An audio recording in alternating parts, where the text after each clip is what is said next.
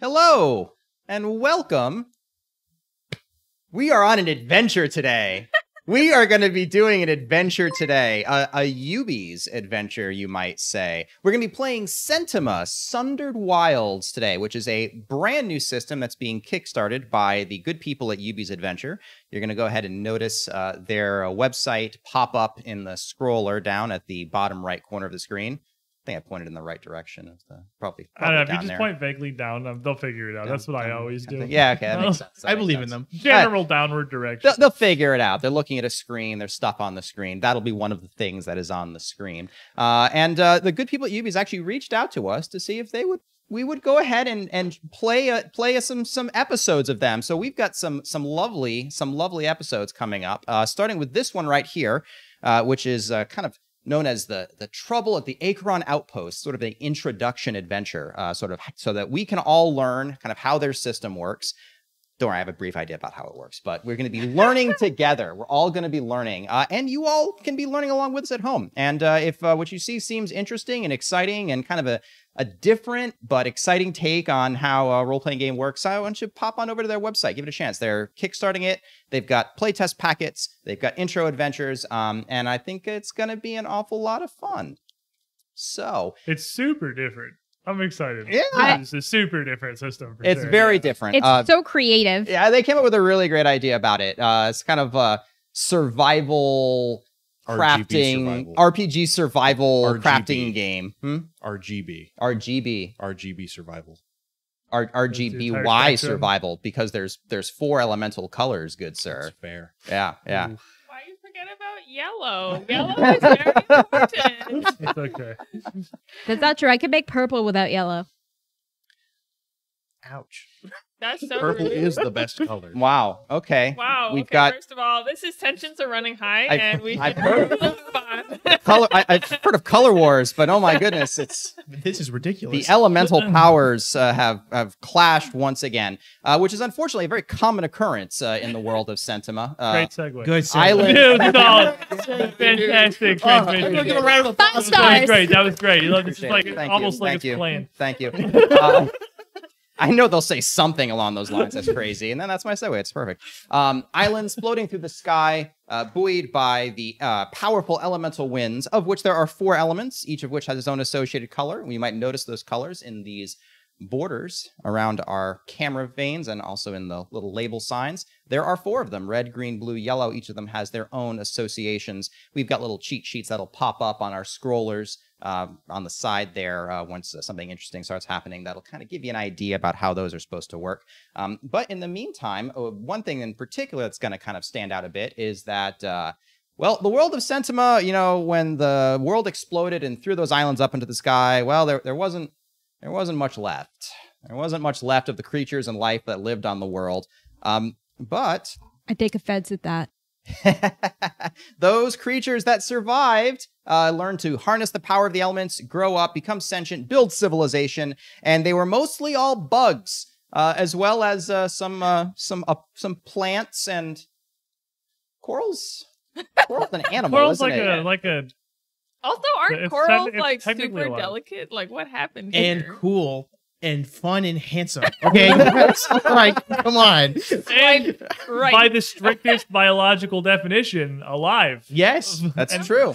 and corals. And Chilling. up and, We're cool. and walking Okay. around, having adventures with all the bug people and tree people who are also up and walking around. It's pretty great. Have a good So time. why don't we go around the table first off and introduce everyone at home here to all of our exotic and bizarre and interesting and yet possibly oh so familiar characters. We'll start over here. We are Arutha Shadewell. We are of the rooted. We are tree folk.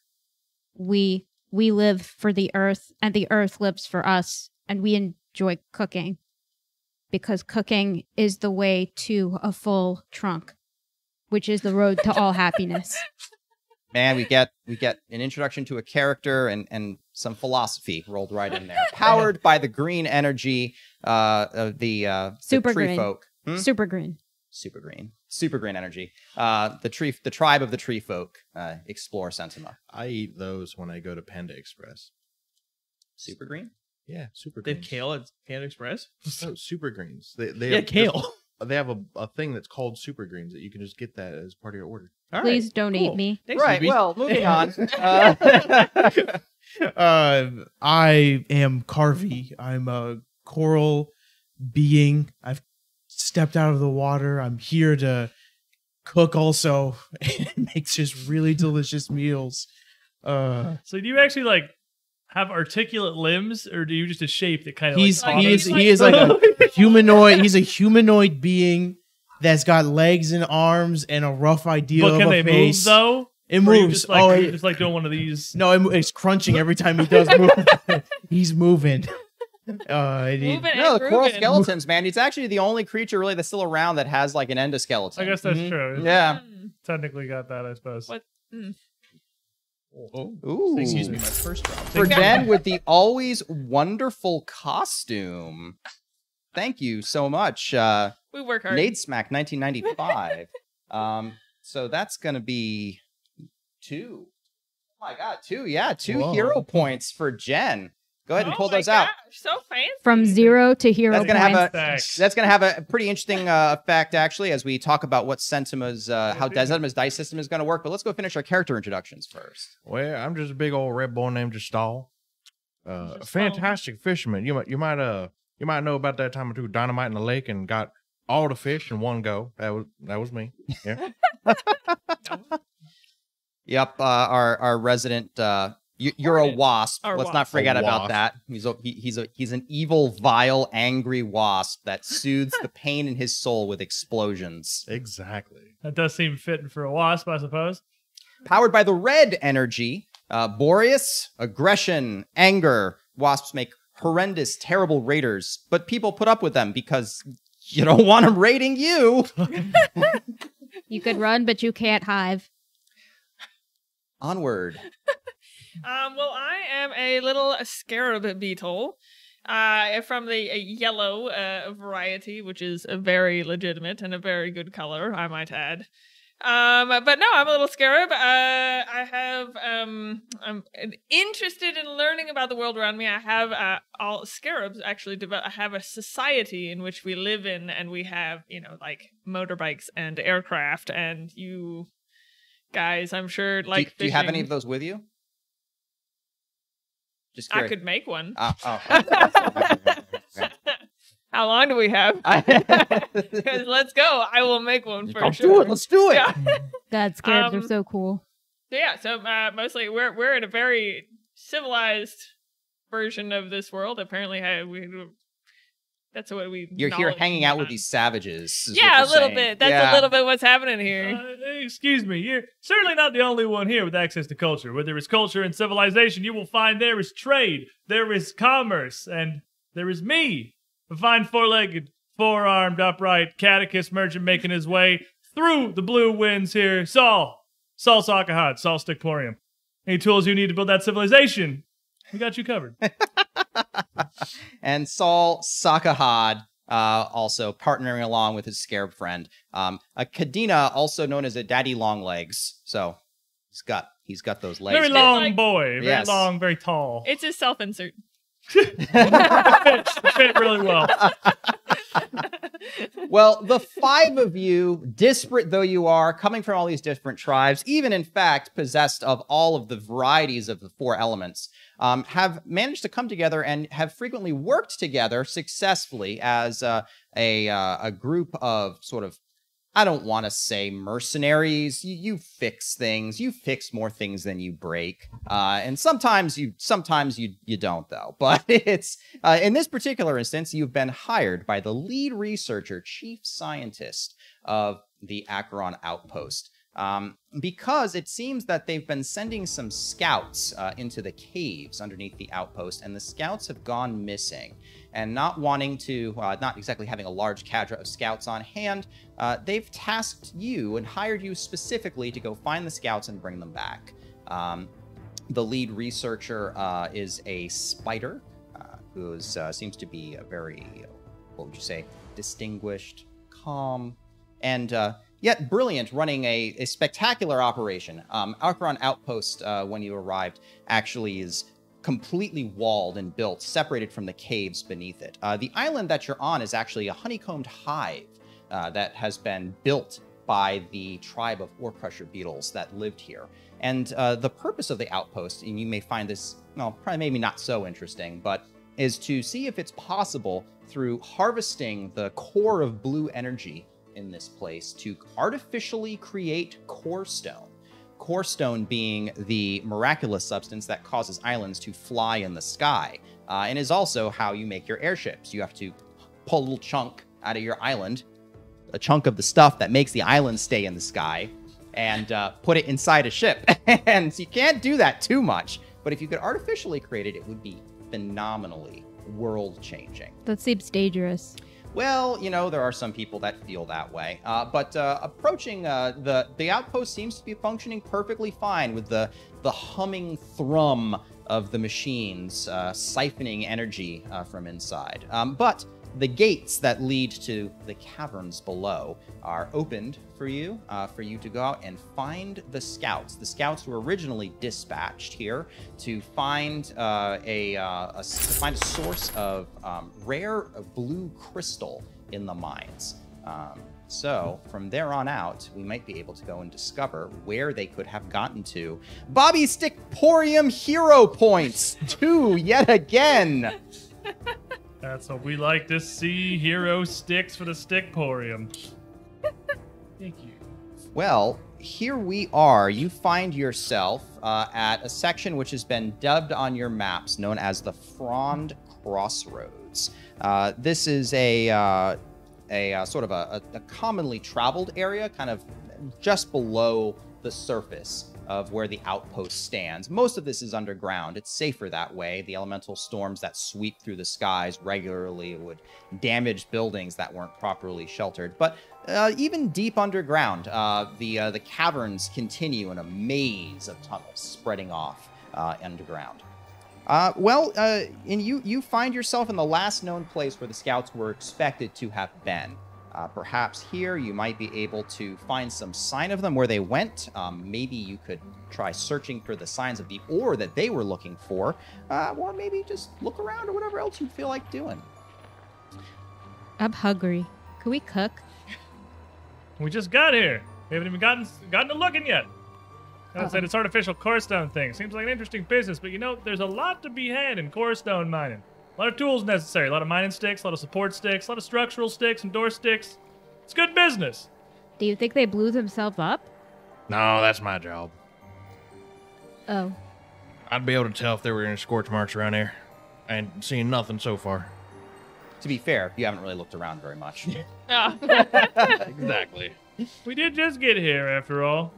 Well, I suppose if we're generally more or less at the location where we're getting to, is that a thing we can do? Can we like just look around for You totally stuff? can. So looking around here, you'll see a few things of interesting. First off, the air's a bit damp. There's sort of a feeling of static electricity in the air almost. Kind of the especially you, my hairy Kadena friend. Kind of the fur kind of comes up a bit. Yeah, maybe a little bit with the leaves right there is kind of popping on out. The geometry of this place is very regular. It looks like these aren't just like caves that were carved by water or anything. There is deliberate intelligence behind how these were carved away from here. But it's not entirely featureless stone. You see a number of things that look like they could be interesting. There's a slight hint of vegetation. There's some bumpy-looking orchids. There's some mushrooms kind of clinging to the walls. You even see signs every now and again of even a tiny little tree that seems to have been spearing in the sunless place, spearing its roots down By children. into the rocks, apparently feasting on pure energy to go ahead and grow. And of course, there's all manner of dappled rock and spots around you. So we have two types of skills. We have survival skills and gathering skills. I'm thinking maybe one of my survival skills, search, could be kind of useful if I wanted to search for signs that maybe the scouts have been this way. Sure. So if you want to be, you could just kind of try to generally look around for things of interest. If you want to try to find where the scouts went, that's kind of called tracking, and I would want someone with hunting to probably be doing that. Oh. Well, I reckon I can Certainly step not up on something the I'm plate good right at. there. Could I just look for anything that just seems out of place that shouldn't be here? Absolutely could. And so we'll start with that. Looking around with our eyeballs, of which we have quite a number, actually. I've got 8 right here. Yes, so they've got many. I don't know if I have any. I have iris.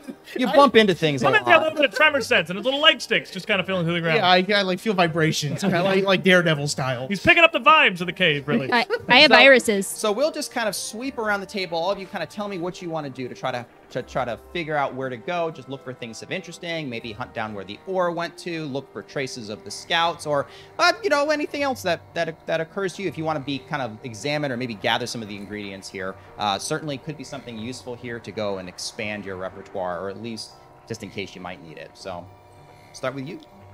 So I'm gonna plant my roots into the ground, and I'm gonna kind of stretch out my little feelers, and I'm gonna see whether or not I feel that anything has been disturbed in this area by anything that might have happened, a scuffle, or maybe something that they did to the area that might be out of normal. That's perfect. That sounds like a search test to me. Sentima uses 3d20, a 3d20 system.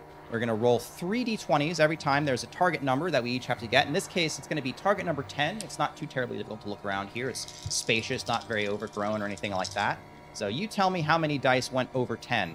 For those of you who are donating hero points, what a hero point lets you do is re-roll as any or all of the dice that you want to try to get a better result if you roll under the Now, is threat that level. over or equal? Does meets it, beats it kind of thing with these Meets or pieces? beats it. You want meets or beats. So, for example, what numbers did you roll on your 3 dice? I rolled a 19, a 19, and a 15. My, Oh my goodness. Incredible. Well, you don't Right need to open. reroll any of that. That's called a resounding success.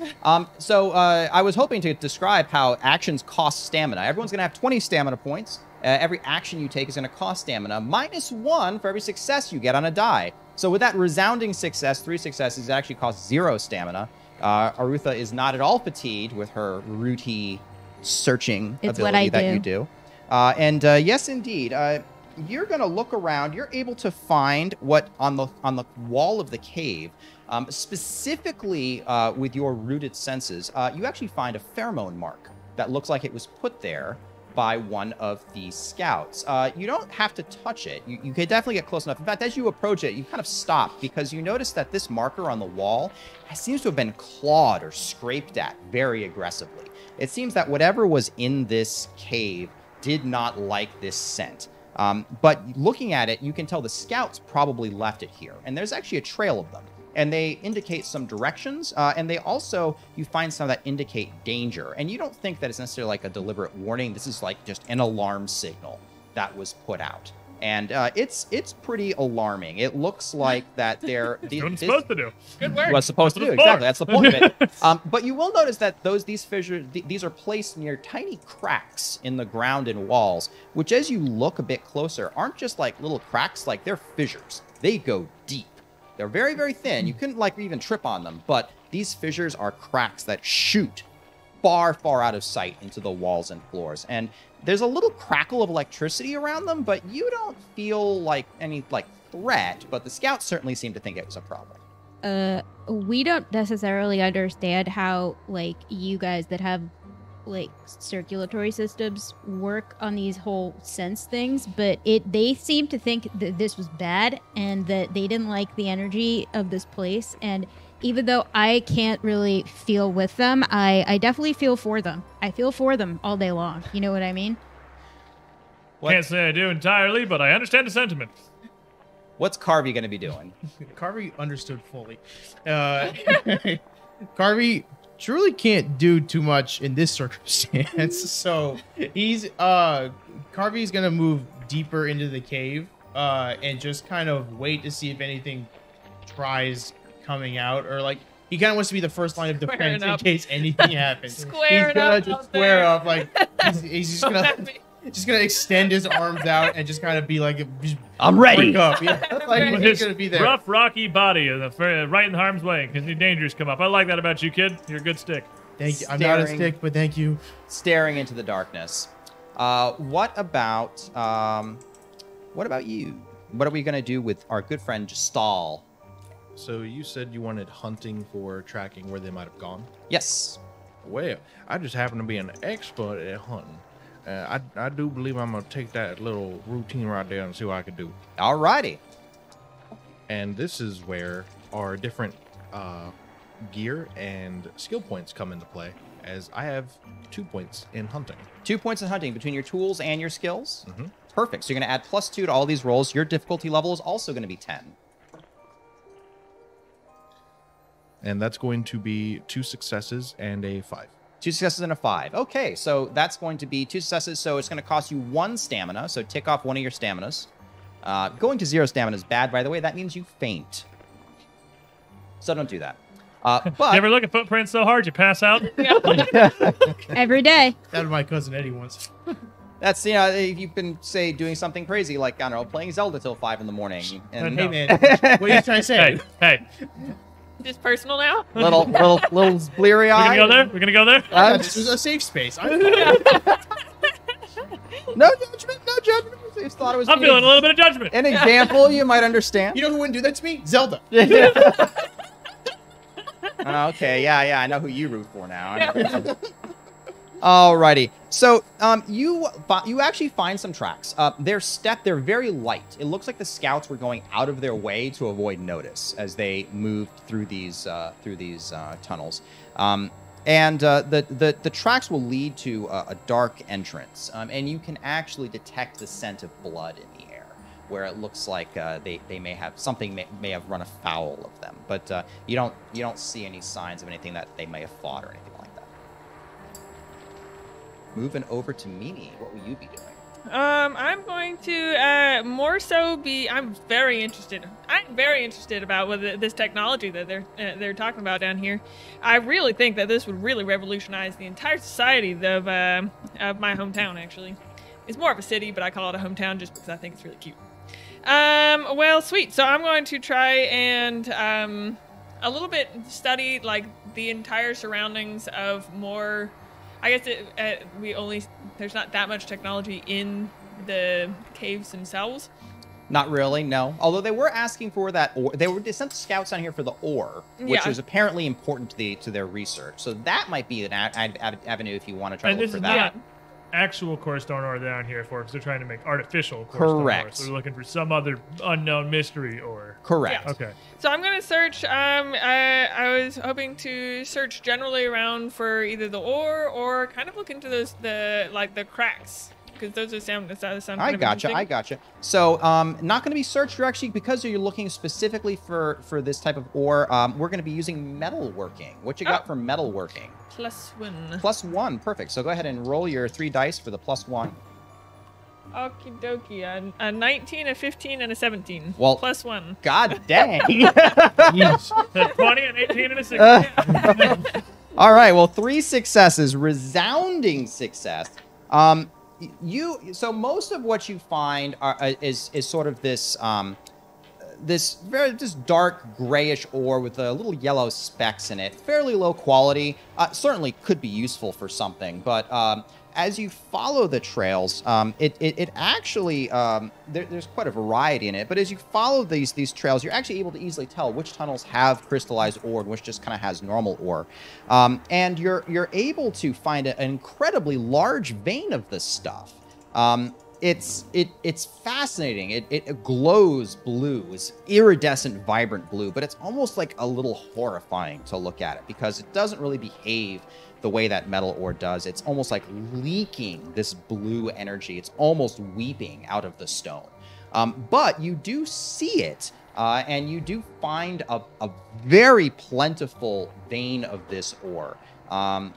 This is clearly an anomaly. Like, this does not naturally occur this way. Something is kind of aggravating the earth in this area. Could be all that therming machinery back at the outpost. It could be something else. Who knows, right? It happens all the time. But you know, it's quite likely that the scouts would have been pretty concerned about this as well to see it. But if you wanted to stick around, you could try to secure a source of this ore and mine some stuff out of the wall. It's not what it doesn't look purposeful. What doesn't look purposeful? The ore. It seems to have developed kind of haphazardly. Okay. But like it's very unsettling to look at. Like there's something about it that just kind of like puts you a little on edge. if you want to gather some of that stuff, we could just kind of make camp here for a minute, and I could cook us all a meal. None of you are hungry at the moment. We but- don't. We're I like good. your thinking though. There's you always have time for a snack. Well, let me see how our arachnid friend does, and see how to go from there. Indeed. What is Sol Sakahad? Whatever that ore vein is, whatever that's looking like, I don't want no part of that. We don't need no rock, don't need no stones, something you can't do with some good old wood at your back and some fair-fashioned sticks. So we're looking around a cave here that I imagine is relatively dark, and I can't exactly put my little roots in the ground and feel through the whole of the world. I gotta see what I'm looking at. So I was hoping to be able to find something. You said there's some tree roots and stuff Yes, sticking indeed. down here. Mhm. A source of wood, source of something I could possibly harvest, maybe a bit of a more flammable sort. Hoping to make some kind of a light source, a torch or something, help us look around here and see what we can find. Gotcha, absolutely. Well, at the moment, you can kind of see around the area decently well because of this sort of ambient bluish glow that Okay. seems to permeate, but certainly not one to turn down a good source of stick. I can entirely understand that. So why don't you go ahead and you use you're going to be using your gathering skill called woodworking to go ahead and pull this up. Okie dokie, I got 1 point in that. So with Perfect. that It's and going to be a relatively +1. easy. This is only going to be difficulty level 10 to go and harvest from here. Okay. Let's see if I can get me some good lighting sticks. It's going to be 11, a 16, and a natural 20 +1. Whoa. Like, We're pretty great at this solid. game. My Yeah. God. We're real good at this game. Just This game's roll. so easy. Just roll. There is an optional roll, in fact, in Sentima, which I do like to like. If you roll a natural 20 on your dice, you get a little bit of an extra bonus. Since we're all rolling 3 dice on absolutely everything we do, natural 20s will pop up a bit more often than otherwise. I rolled 15 dice. Yeah, I know, 5 right? minutes. No. Actually, I'm going to say that because of that natural 20 you pull these things up, you're actually able to quickly identify this. You're not going to have to spend any extra time trying to identify it. You pull these things up and you see that this is wood from a Nanda tree. Why don't you all go ahead and pull out card F3? Oh, give me F3. What do we find, baby? See these roots down here? Looking like...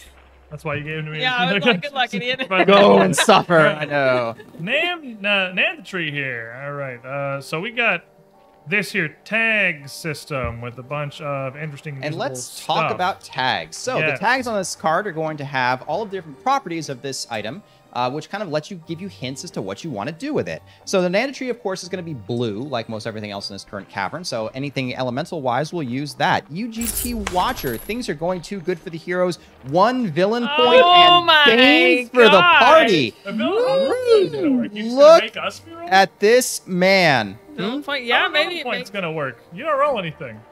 you can make us reroll. I'm going to make you reroll.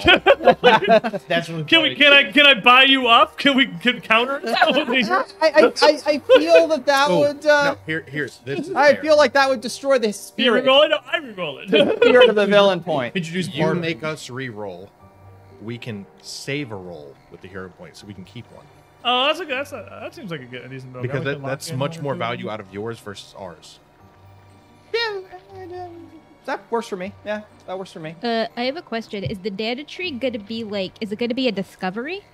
The Nana tree is going to be a discovery. In fact, you are going to all gain a research point Oh, for having discovered this Nanda tree. Research point represents generalized knowledge that you would have gotten up. Everyone's going to get it because everyone discovered the knowledge, but you all might come up with different ideas about what to do with it. And your research points are going to represent that as you all individually spend them on different things.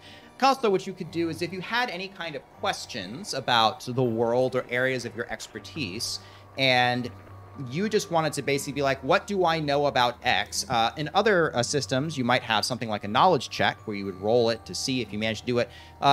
Nothing like it here. You can just spend a research point and say, hey, what do I know about this? And you gain the knowledge from expending that research point because that's where your level of expertise led you in your studies. So all of you have that. You can also use that to invent new tools or items. Perhaps Sol Sakahad will come up with a new and interesting stick-based technology he can go and use these for. And this says it's quality 2. What's the scale? Quality 2, indeed. Things have quality ratings. Quality 1 is the lowest, most unimpressive. Quality 2 is quite good. Quality 3s are rare indeed. Quality 4s are legendary and almost unheard of.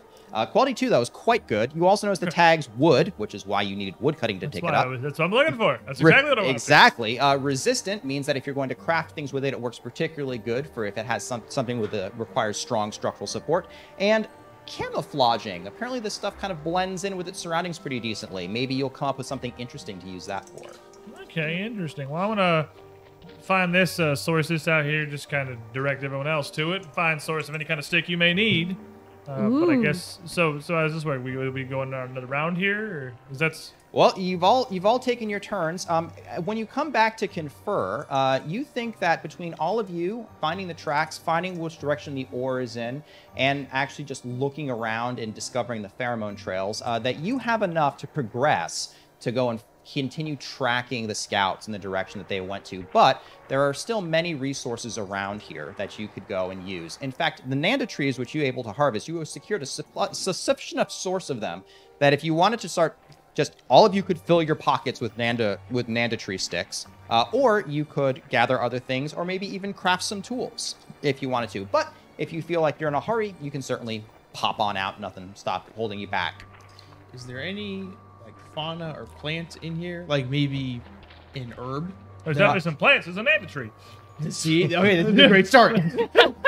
There is indeed, actually. Just looking around, you see some flowers kind of clinging to the walls in some places, and you see some mushrooms kind of clinging up top. You could use certainly herbalism, or would be probably useful for either harvesting some of the mushrooms or the lightning orchid. I'll do the herbalism to do that. Well, what you want to go for, the mushrooms or the flowers? Mushrooms are more edible, so he'll go for mushrooms. Fair enough.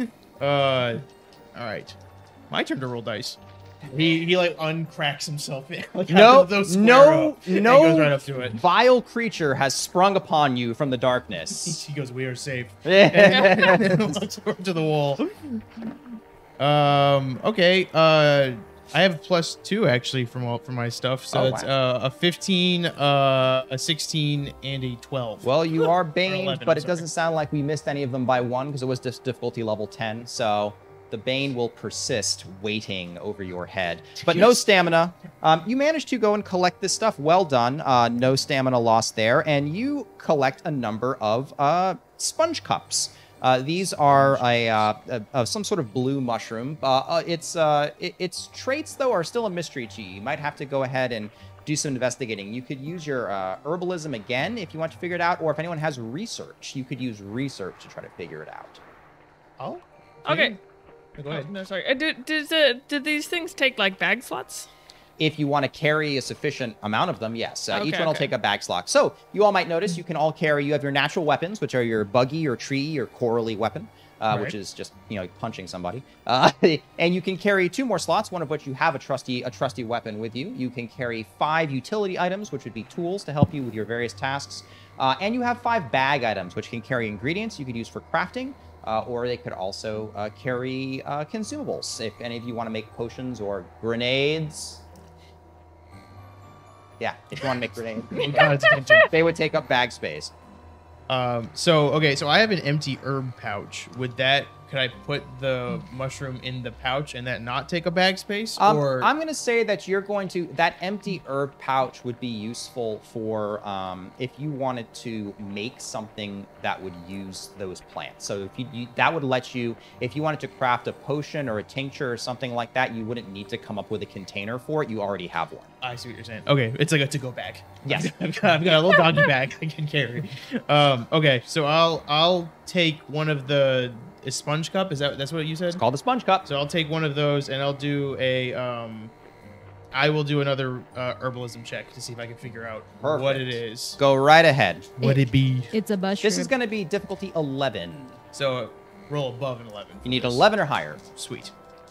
Actually, you need a 12 or higher because You're your Bane, bane's so still. yeah, roll above 11. It's nothing. Oh. Oh no. It was not nothing. Let's see. That's a 9, a 7, Yep. and a 12. 9 to 7 and 12, which Oh no, I'm sorry, Just an for- 11. Oh, An no. 11? So that Oh, And the Bane Bane. triggers, My and fate. you fail. So you're looking at these sponge cups. They kind of like they're almost Staring. staring at them and try Stop poking at them and tense, figuring out That's what are cyanide. these things. There's like little seeds inside which seems to crack as you they burn your hands, and you're kind of looking at them. Frustration's kind of building. You spend 3 stamina points as you tinker with these things. This would make a great contact poison. I imagine he has holes in his hands, just being coral, and he just like looks at him for a while, and they just fall through, and he goes, "Oh," and he just walks away. So unfortunately, you've made 0 progress. You can try again if you want to. The nice thing about actions costing stamina is that if you want to keep retrying, I don't need any extra penalties for it. So Well, fine for now. We're gonna. Oh, go ahead. I understand that it's not fried and it doesn't have a pot attached to it, so it could be a difficult ingredient for you to work with. But it's okay. There are those of us here with delicate fronds who could manage that ingredient. Some of us don't need fronds to make good tasting food. And he scoops it back up and puts it in a pouch. And he walks away. Well, I'm over here with this Nanda root here. I still want to gather a bit of this and see if I can finagle something to help us look around a little better. Sure, we can see well enough, but extra light only makes more things show up, and the light stick's a great tool for exploring a dark cave such as this. perfect. So, would I need to make a separate check to gather it as well, or is that something that's assumed that I can do now that I've You sourced have it? already gathered the Nanda, the Nanda tree, and so and when you successfully pass the gathering check, you have secured a source of this. Okay, so I got You have the as much of it as you so want I've until you also leave. got a collection of short threads, and my people, the catechists, are pretty expert weavers. I got a tool for that, and I'm thinking what I'm going to wind together here is functionally just a long and sort of expansive, almost moss-top little torch sort of thing that I can hold out with this Nanda tree that'll just help me get a little bit of useful light on the end of this without burning away one of my many arms. Awesome. We're skipping ahead to crafting. I love it. Oh, am I skipping? Because I thought that was the whole point of finding the stuff. No, you're doing great, man. I love I thought that was this. what the stuff was for. Spectacular. All right, so you are going to start. We're going to learn how to craft right now. So we've got some ingredients together. You've got something resistant and made of wood that's going to not catch fire so easily. You've got your strand you're going to wrap around it. So I'm going to say that you're going to try to craft this together to craft yourself a torch, which is going to help with it. It's going to be a tool. Hopefully it'll be a search tool. That's is going to what I'm help looking with for. searching. That's going to be what that's going to work. So why don't you go ahead and that sounds like weaving check. You're going to try to weave these fibers around the end of a stick. So go ahead and give me a weaving check. I'm going to say that this is a pretty hard, slick wood here. So quality 2. So we're going to add 2 to the difficulty. It's harder to work with better quality ingredients. So it's going to be difficulty 12. Go ahead and see what you can That was do. a lot of build-up for difficulty 12. I was waiting for like a 17 or something to drop out there. No, okay. You're literally just wrapping string around a stick and And wanting I'm pretty to good stay at that. there. I got my weaving stick, I got these Nanda sticks, and I'm looking to make me a light stick. I think it's going to be perfect. It'd be a fine addition to Salsakahad Stickporium. That is a 20% difficulty spike. It is That's not I nothing. mean, that ain't nothing, but I've also got a +2 to weaving, so that's, functionally 10 as far as I'm concerned. It's 0.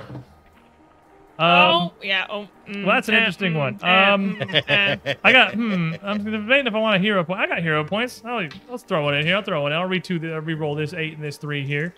See if I can just add into this natural 20 that's just kind of chilling and waiting for some friends. Hey, would you look at that? With my +2, I got a 14, a 14, and a natural 20. Alrighty, a 14, 14, natural 20. So, Salsakahad. Self-Victoria. You managed to go ahead and put this thing together, and it comes together beautifully. A little bit of and stick it on there. Exactly what it sounds like. This man knows his Exactly. sticks. And you're finished. You have this beautiful, polished Nanda tree branch with some twisted up fibers on the end of it. So go ahead and erase your fibers, but you now have a torch. If you want to light this torch, I'm going to say it's going to be good for a whole scene, providing wonderful light. And you can even use it as a, I'm going to say it's because of the high quality Nanda root, it's going to give you, Nanda tree, it's going to give you +2 to searches. And go ahead and mark that down as a utility spot. Okie dokie. So what exactly is a scene? A scene is going to be as long as you stick around in a place doing stuff. But eventually the torch will basically burn as long as it makes sense for a torch to burn. Fair enough by me. The time scaling isn't quite in seconds or minutes. There's scenes, there's morning, afternoon, evening, and night, and that's about as minute as we have to get with it. Okay. Anyone else have any what are you things that they want to do here? Well, now I do indeed. I reckon them there weeping root or weeping ores over there be real neat to investigate.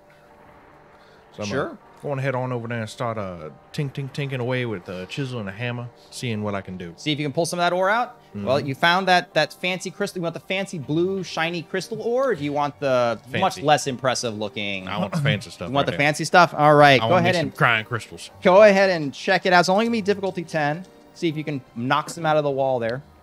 Well, that's a 18, a 13, and a 12. 18, 13, and 12. It's so easy. Even, yeah, just roll well. If it's actually, it's pretty amazing how many 50-50 chances we can pass in a row. You, We're up to like 20, I think. I tell you, your Banes are just kind of tapping their foot, waiting. They're just waiting. You got me already. I'm fine. That's because we haven't fought anything yet. As soon as our lives are on the line, everything will go south. That is typically how it goes. Yeah. Well, effortlessly, it comes out pretty easily. They break off in sharp pointed shards. However, they are still ore. You think that you could craft something with these relatively easily. Did you get a natural 20 on that? No. No, you did not? Okay, so, but certainly they seem to have quite a good amount of energy in them, elemental capital E energy. And it looks like there could be some interesting things you could do with this. A metalworking test, we'll be able to analyze them, though, and tell you what they could do. Well, let's do a little bit of research right on there. Yeah, absolutely. Let's see what clanking them together does. Clank, clank, clank. It's going to be difficulty 12. Banging rocks together. Literally the banging rocks in the corner. That's why we stick with sticks. Well, we have found the limitations. Am I banged? Are you banged? Banged. Banged. Yes, indeed you are. Wait, the whole party was Oh, we banged. were all banged. Oh, I things. missed that. Oh, yeah, no. Things were going way too well for the, quote, Yes. heroes. I got a Fair. 10, a 10, and a 12. 10, 10, and 12. Well, that's perfect, man.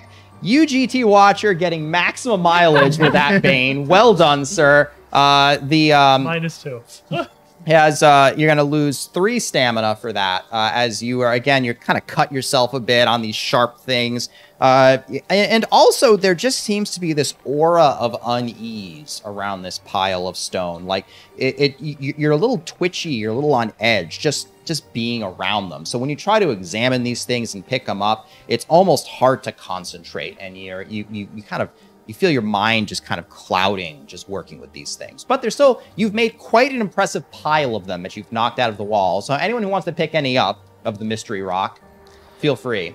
No, it's just the explosive technique. I don't know about this. I'm gonna kind of go over. Yeah. Just like there's a pile of mushrooms that's been collected. Just piles all over this cave. Perfect. And I'm going to kind of compare these to previous types of batteries that I've ever, kind of taken apart. Assemble this rock. See what happens.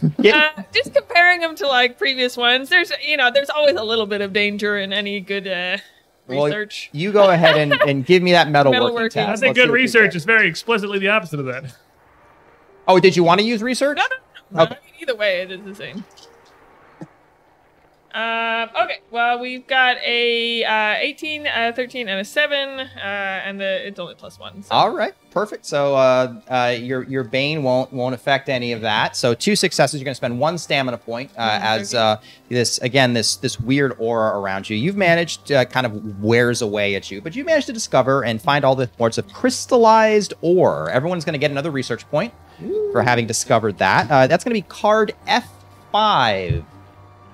Oh, by the way, did I use the research point creating that torch out of the Nanderwood there? So normally you would have to spend research points to be able to invent things, but the rules of Sentima are if you're creative, it rewards you. So because you described to me, hey, I'm going to take these threads I've got and wrap them around the torch, I was kind of hard-pressed to think what details you left out. I don't think you left any details out. So because you perfectly described every step of the crafting process, you get a discount, in which case costs you 0. Neat.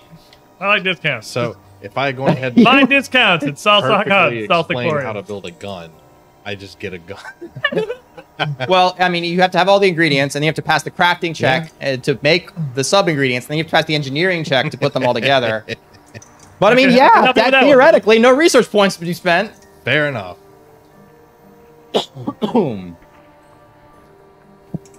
So we could just craft a nuclear bomb if we just explain it really well. Well, I mean, you could figure out how to make a nuclear bomb with the proper research point expenditures. That'd probably be a lot of research points. It'd be like, that wouldn't just be like your normal, I want a tool to help me do something type of roll. This isn't our mouse tool. Yeah, not quite. No. It'll help us for later. Like, this is my short blade, my screwdriver, my wine opener, and my nuclear bomb. That wouldn't really. I'm playing Oppenheimer. So let me ask this question. So we've brought up these energies, and we all have energy tags, but maybe we should talk about what they stand for. Like, what does being blue mean to you? Well, you know what? It's a personal decision. I know. Thank you. But it's not really personal. No, it's a fundamental force of the universe.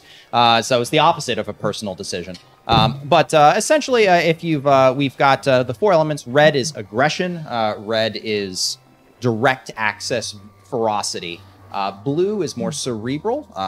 So red would be direct strength. Taken to its extreme, it's destructive, wanton destruction. Blue would be, Blue would be more cerebral, mental focus type of energy.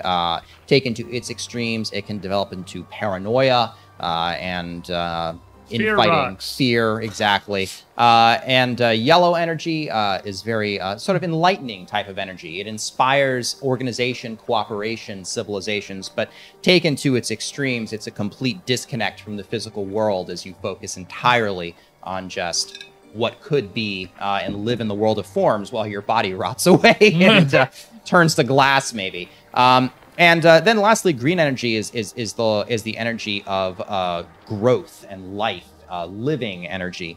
This would basically be what allows a little bit of green energy is necessary for almost everything to survive in this harsh wilds environment. But taken to its extreme, your body grows beyond what is useful for it as life competes and takes over an area. An area overcome by green energy is horrendously overgrown and grown in a brutal cycle of life and death that flies faster as it goes and devours itself. So all of these elements, very powerful, very useful, but taken to an extreme can be very dangerous, each and every one of them. A lot of blue energy in this cave. Might explain the concentration of blue in this quality 2 crystallized ore that you've all just identified. Might explain the fear-inducing quality of it. So we have this blue energy. It seems to be like the thing that I am missing here is a mobile way to heat by ingredients to make cooking easier. So this blue energy, we have a lot of it. It seems like I could maybe make it into like a mobile camp heater element. So I would like to take this blue ore because everyone knows that nothing induces fear like cold food. So you want to make food wanna- colder? No. I want to use the blue energy in this. The mental fear-inducing energy Yes. to heat things up. Yes. Not exactly a proper use of it. You'd really need a source of red energy. I if you know, wanted to but use I it. don't have red energy. Well, you do have wood, which you could use to, just Burning love wood. burning. Actually, it's already I got a burning. fine light stick already put together.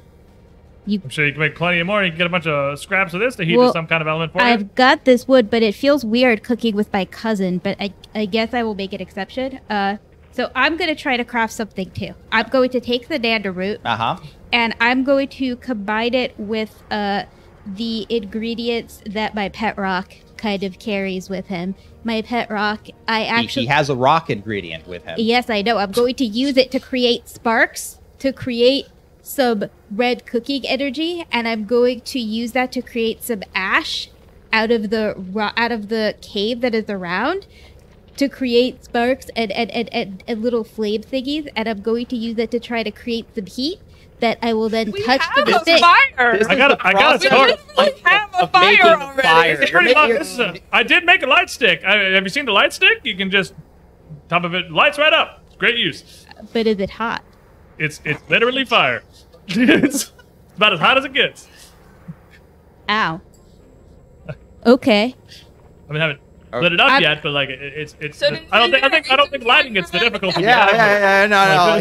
Like you're describing creating fire with friction, which is certainly something you all are capable of doing, but I'm actually not very good at this. I think I'm just gonna let you guys maybe create the fire. But could you make me a fire so I could cook something? We did that. Well, Could you put it down? Right, but no one's really hungry right now. I'm hungry. Also, does anyone have any food? I have mushrooms. Yeah, which you haven't identified yet. You want to try and There is no better food in this world than unidentified cave mushrooms. I see no problem with this. Back in my home markets, mushroom stews, mushroom pies, pretty much all the catechus subsist on, really. Can I use a research point to figure out what this mushroom is? No, you research points. Oh, you know what? Huh. I think you can. I've never heard of anyone doing that. Is You that have it something on. It's on the thing you gave us as a reference. Figure out an item on hand. 1 research point. Yes, that's what you get a research point from figuring. Oh, I see. Figuring out item on hand. That would be instead like spending research. Yeah, points. that's true. That's it. That would be like if you found. I guess you could spend research points. Typically, identify learning. things you get research points for. But if you want to spend research points on the mushroom, I guess I'll let you hack the roll instead of making another roll. Yeah. I mean, I could roll. If you want to roll 2, that's also could fine. roll. I mean- That's fine. I just want to figure out what this thing is. He's been traumatized. I got hurt by looking at it. I come in here after making my fine lighting stick, and then you got a bunch of crap falling through your hands, and he's banging rocks to each other together and stabbing I'm himself. like carrying you a look pile confused. of like gravel rocks, blue glowing gravel rocks, and I look at his pile. I tried to touch Mushrooms it. on I'm like, like in the corner doing some kind of witchcraft voodoo on a pile of rocks. Well, I have no idea what's going on over there. I tried to touch the mushrooms, but he took them away from me. Well, there's a whole pile there if you want to collect some. You guys doing okay over there? I've been insulted, and the mushroom hurt me. Okay, a total of a 3, a 4, and a 6. How do these mushrooms are cursed? This is a So you pick this mushroom up and you're poking at it, and it's got this ball, and you actually like crack a seed, and the thing actually kind of, with a hiss, kind of sucks itself inward with a sharp implosion, Well, that's not a mushroom. and it kind of like falls out of your hand. And it's very disconcerting, but. You kind of like between that and the glowing rocks kind of causing you some I'm problems. gonna go back to my fear-inducing glowing rock. Yeah. You have fun with your It mushrooms. seems Please like my that's mushroom. gonna be 3 stamina ticked off, and I'm it's pretty good with my Nandaroo Oh. light stick here. Oh, wait. I know. Now I know what to do. The mushrooms. This makes total sense to me. They're Makes afraid what? of the light. Okay. I understand them now. We will go up to the mushrooms, and I'll pick them up, and I'll start to kind of smell them and figure out... they smell a little ozone-y, actually. Oh, very nice. Okay, that What could the hell go... does that mean? They smell like the ozone. You don't know what ozone smells like? You don't know what ozone smells like? Smell That's like a the very upper Is layer it, of the are we atmosphere? burning it? smoky. Yeah. Yeah, It's kind smoky. of like a charged, maybe kind of vaguely smoky kind of smell. Yeah, I don't smoky. frequently get down to like SpaceX to go sniff the upper layer of the atmosphere, so I'm not. Well, you I'm should not try entirely it. familiar. Last time I tried, there was a hole there, so I didn't get near it. I think we just kind of stopped talking about that, so I'm going to assume it resolved itself. Yeah, well, I haven't heard about it I since think it- 1996. You know, actually, a great triumph of environmental policy is that we actually did stop these spraying CFCs into in the atmosphere, and it did heal itself. Actually, pretty cool. Oh, Right. No, like we actually did something. Imagine that. It actually we kind of did. worked. did one thing. We did one. We did it, lads. retired. We didn't melt did the it. planet's atmosphere. Let's go, Okay. Earth. We did it. Let's go off our world like Sentima. Yeah. All right, Yeah. what you doing? What you doing with your mushroom? I'm gonna take out my cooking pot, and I'm going to use his heat source, and I'm Okay. gonna take the water that I have in my pouch that I keep to water myself, Okay. and I'm gonna put it over the pot, and I'm gonna take the mushrooms, and I'm gonna start to crush them so that I can start getting the scent into the water, and as it heats, I'm going to start adding little bits of herb and things that I carry So around I'm gonna on stop me. you right there. As you're heating the mushrooms in the pot, and then you crush the mushrooms actually implode with a violent reaction. Whoa! Your cooking pot is actually crushed Whoa! inward. Stop touching the mushroom. And your cooking pot is broken now. I'm thinking this is your area of It's actually expertise? crushed around the spoon that you are mashing them with, so now you have like a crushed cooking pot around the end of a spoon. Wow, this is very cool. I Now I'm just is interested. It seems like I a do pretty believe these are gonna be my good. this This is definitely your area of Did you expertise. just give Derp black hole grenades? No, I'm researching the mushrooms. Demo, you're gonna be using. It's gonna be herbalism, but looking at this, you could use demolitions if you want. Demolitions, because I have a +3. Man's good at one thing. Alrighty. I got, what's the DL? DL is gonna be 11. Then I got a success. A success? A success. What number is on that success? It is a 21. A 21. Okay, that's fair. All right. Fair Probably enough. get banned in that one. Can't. Yeah. Well, actually, no. Didn't we burn your bane? Because that actually like failed your roll, so your bane is off. that's right. Yeah. my bane's okay. gone. So a single success is going to be good enough. 2 stamina points, as you don't identify this way you typically would with an herbalist type of thing, being kind of careful and looking at properties. You basically throw it against things to see what's happening. I like your style. And you're able to actually figure out what's going on with it. Go ahead and pull F2 for the sponge cut mushroom. It is decidedly not edible. Oh, I'm very sad. Now, what would have given you that impression? I don't know why you Is it think the that. 5th or the 9th time it imploded on us that we figured we maybe shouldn't put it in our mouth? But that's pretty much you've kind of basically investigated almost everything here in this area. You've gathered all the ingredients. If you want to fill your pockets with whatever strikes your fancy before heading out, do feel free to. You've got your bag space. So we're up to 3 research points now, right? Yep, you're all 3 research points. So, okay, real quick question. The mushroom didn't react to the fire, but it reacted to, like, getting hit. It didn't. Correct? Well, what it was is what made it go off was her specifically crushing it. It was warming up in the pan. It wasn't like she didn't throw it in the fire. She put it in a pot Okay. with some water. So like it wouldn't have gotten hot before she crushed it. Okay, I'm gonna do 2 quick things. I'm gonna grab another mushroom because I love these. Got tons of them. And I'm gonna go up to the fire and I'm gonna go. Can I borrow that for a moment? He's dead. The torch isn't lit. I have it. Yeah, like this Well, is like it's not she lit. made I a just campfire. made it. Oh, I thought it was a Like- lit torch. Okay, so he's gonna just poke a stick through it. We have sticks. Yeah. And then just We have sticks now. I want to clarify. And then I want to just put it over the fire for a little bit to see if it roasts, and then see what happens. I'm when it going to roasts. back way the hell up. So I have a long stick. I have a very long stick. why don't you roll me either an agility? No, you're not gonna be your agility. You're holding it. Resilience. Athletic? There's a resilience skill. Wait, Resistance. Could it be block? Could it be block? I mean, Can you what block are you it? blocking? It is a rock. There's just a bit. We're in a cave. There's a rock. So you're gonna right? hold a So- rock in yeah, front of let's you just while do you that. I would Uh, say if you were prepared, if you'd prepared it ahead of time, I'd let you use block. But at this point, you don't have time to see it exploding. Grab the rock and put it in front of you. Not my rock. You saw your Why first you adventure got- in Sentima going, Nick. You know, 40 minutes part of of me blowing fe- ourselves up with the mushrooms. Part of me feared. Part of me feared. All right. So okay, what is it I'm rolling? You're rolling resistance. Good. Just get difficulty It's a flat. 11. Oh, okay. That's fine.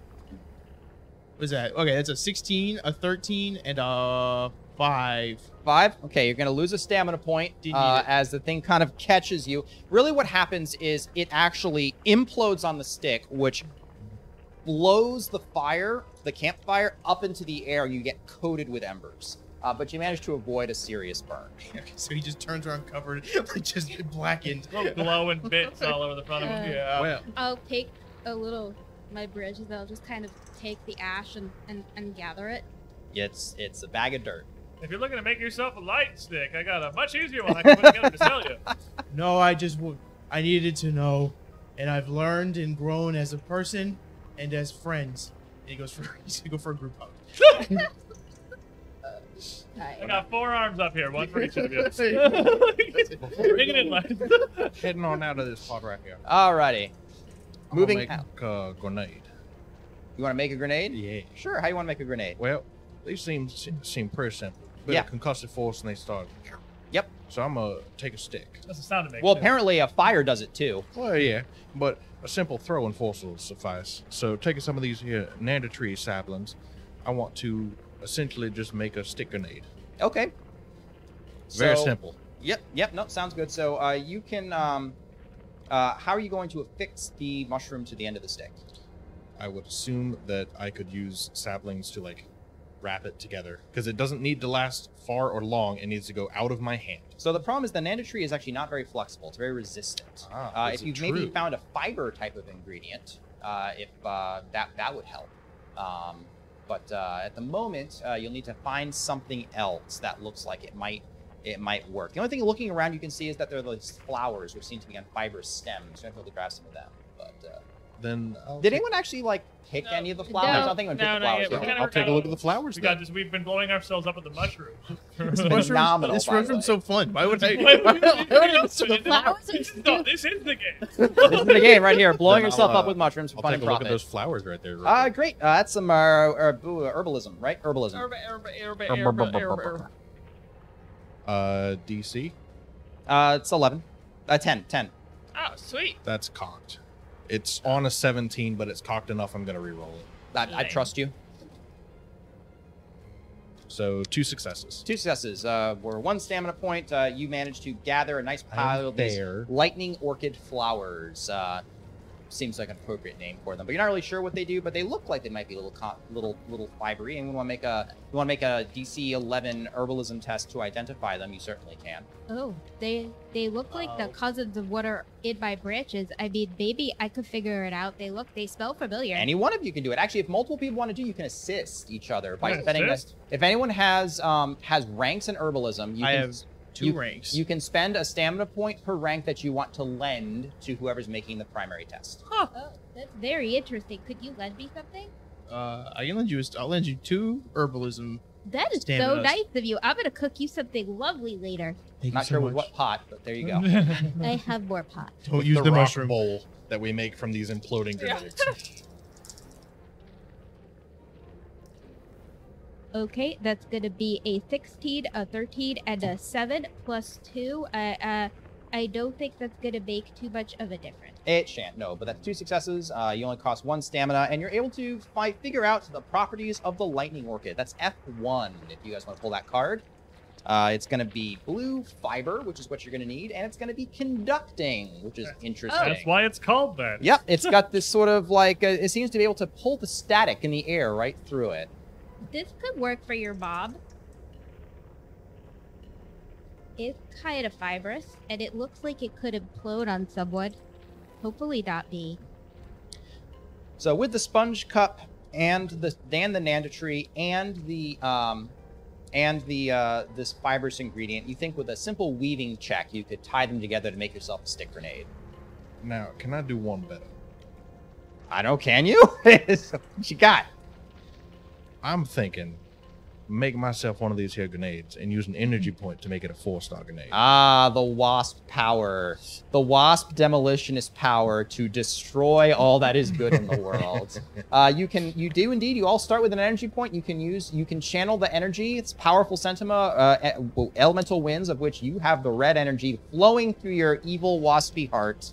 He's not evil. If you want to spend that energy point, what does that do? It maxes the quality? It just makes it a 4-star. Whew! All right, yeah, you can charge this thing with red energy. It actually will explode with red energy, and then the blue will trigger, and it will implode afterwards. And Double grenade. it's going to Okay, so- create a... For curiosity, Mess-free grenade. I saw status effects that you can apply to items. Yep. So, If you want to make it a damaging explosive, you can do your thing and make it a powerful Mhm. damaging explosive. If you want it to I want be... to add fear. If you want it to do fear-inducing, you might want to include something with a fear-inducing tag, like maybe that crystallized ore. Which could go and you could add something in there to make kind of like a fear bomb kind of thing. Just sprinkle particles of it on there so that when the outer explosion before the implosion causes people to be afraid, with the blue energy being spread So around. consumables are usually either utility or they are combat. They're either lethal, you're either doing lethal damage, or See, this is why I'm asking. Yeah, You you're learn. specifically trying to induce a status effect. There's just you either have to take out boom to add in I would or like to you keep don't have the room for both. I would like to keep boom. You like to keep boom, no problem. Go ahead and give me a weaving test and put everything together. And what would the check for this be? Weaving. For the difficulty. Difficulty is going to be you're working the highest difficulty thing you're working with is the quality 2 Nanda tree, so it's going to be a 12. I'm more than happy to give you a fine little check of this good weaving stick I got here. I can Yeah. help you out with that. I'll spend a stamina to give him a plus That 1 would weaving. be a fantastic So assistance. are you lending him a skill rank or are you lending him a tool? Oh, can I just give him the stick? Yeah, I was gonna spend a stamina and give him the skill rank. Is what I was. yeah. If you have the skill rank, yeah, that's fine. But if you have a tool, it's a tool I have that gives me +2 weaving. I would just hand that to him. There you go. Wait, can we? I have a demo. tool. I had a tool that I gave for that. Can we get your stamina back? I didn't know. Okay. Consider this a free demo.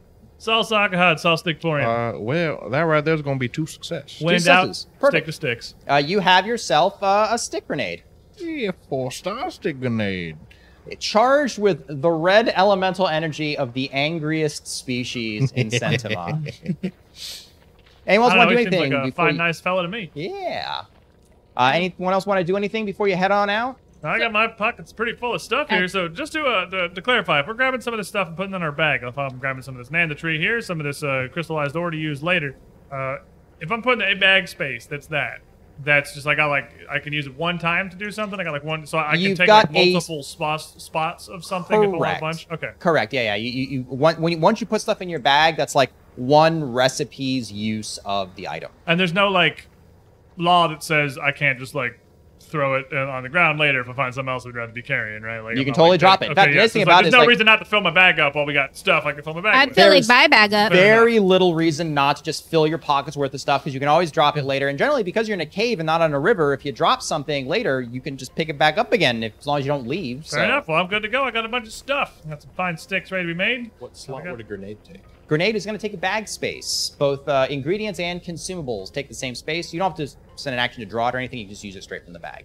And now we have 4 research points. You do. Yeah. Y'all have 4 research points for having figured out all of the interesting items that are there, except for that dumb crap ore that's in the wall that no one cares about. So. That's not true. We looked at it. No, you found the cool ore. Nobody cares about dumb ore. Okay, so how does like fear things work? Do you have to hit something with a fear object to make them afraid? So if you wanted to, you could use it a couple different ways. If you wanted to specifically create like a fear bomb or something that's fear inducing, like if you wanted to kind of tip I could, if I were someone who wanted to go ahead and come up with a crafting recipe, I could like make like a fear dart, right?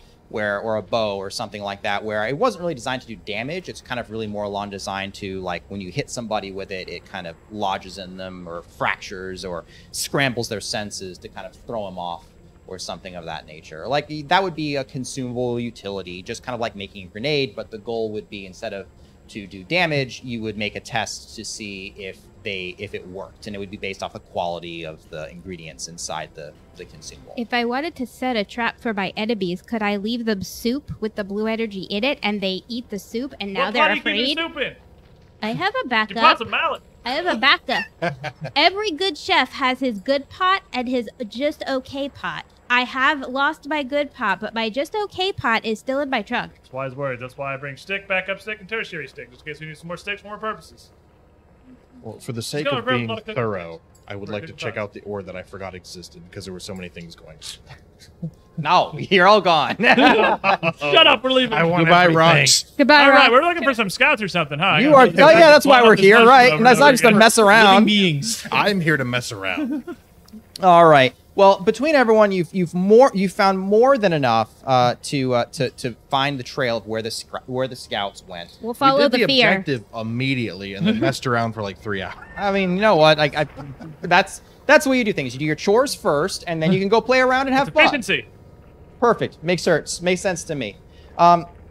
So you begin following your way through the tunnels. The tunnels branch at numerous angles. If you hadn't gone and done a so thorough an investigation to figure out where the scouts are going and what they were looking for, you feel pretty confident you would have gotten lost fairly quickly. And by both following the very light footstep trails as well as following the various pheromone markers that they go and looking for traces of the ore, you are able to follow these scouts as the scouts trails and wind through these tunnels, avoiding some other tunnels which you may have gone down had you not done that. But rounding a corner, you come across what appears to be a very deliberately caused collapse in front of the wall. There's a gigantic pile of rubble which seems to have sloughed off the walls and ceilings that is just filling this entire area before you. Now, looking around, this area is kind of opened up a bit into caverns. And so high above you, there are also other openings which connect across the way with skyways and bridges. This was built by a burrowing society in 3 dimensions with ramps moving up and down. Fortunately, the ramp that would take you up to the higher level has collapsed in the fall, but definitely the rubble that is blocking the main path here is quite in your way. But you do see that bridge overhead. If only there was some way to get up there, that would get you across the rubble to continue to going where the scouts were. So that ramp is, it's come down, but is it damaged? It gone entirely? Still a pile of rubble or side of this cavern or some way that I could try to just climb up there directly? Got a bunch of legs, bunch of arms. Pretty good at climbing stuff. Pretty good lengths, pretty good arms. But you still can't quite cling to like your ancient ancestors. You can't quite cling to vertical surfaces. Fair enough. You're gonna either need some kind of rope or some kind of climbing gear to help you if you were going to try to get up there, or you'd need some way to go ahead and get your way through the rubble. I will take. Okay, big rubble, right? Yep. I take a mushroom and I just put it in the middle of the rubble. Yep. And I walk away and I went, "Would you like to hit it?" I'll throw a rock at it. Throw a rock at it. I know what that does. Yeah.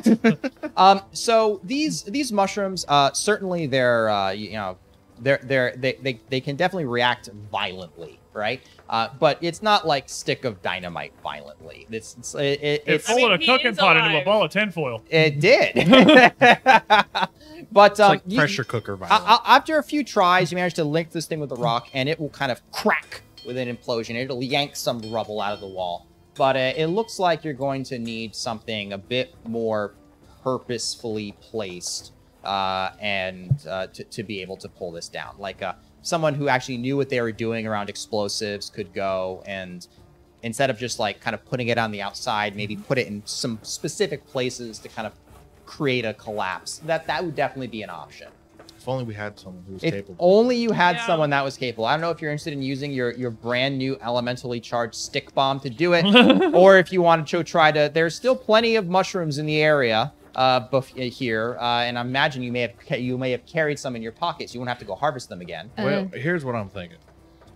Instead of using this purpose-built grenade, which is purpose-built for imploding something's fine organs, why don't we just get a whole bunch of mushrooms, put a couple here, a couple there, and I'm just going to use my tier 3 demolitions to place a bunch of mushrooms in a place that will cause a chain explosion and implode this and make it passable. Okay. You got tier 3 in a skill. You really came in here with a square hole technique. Yeah. You're like, I'm good at demolition.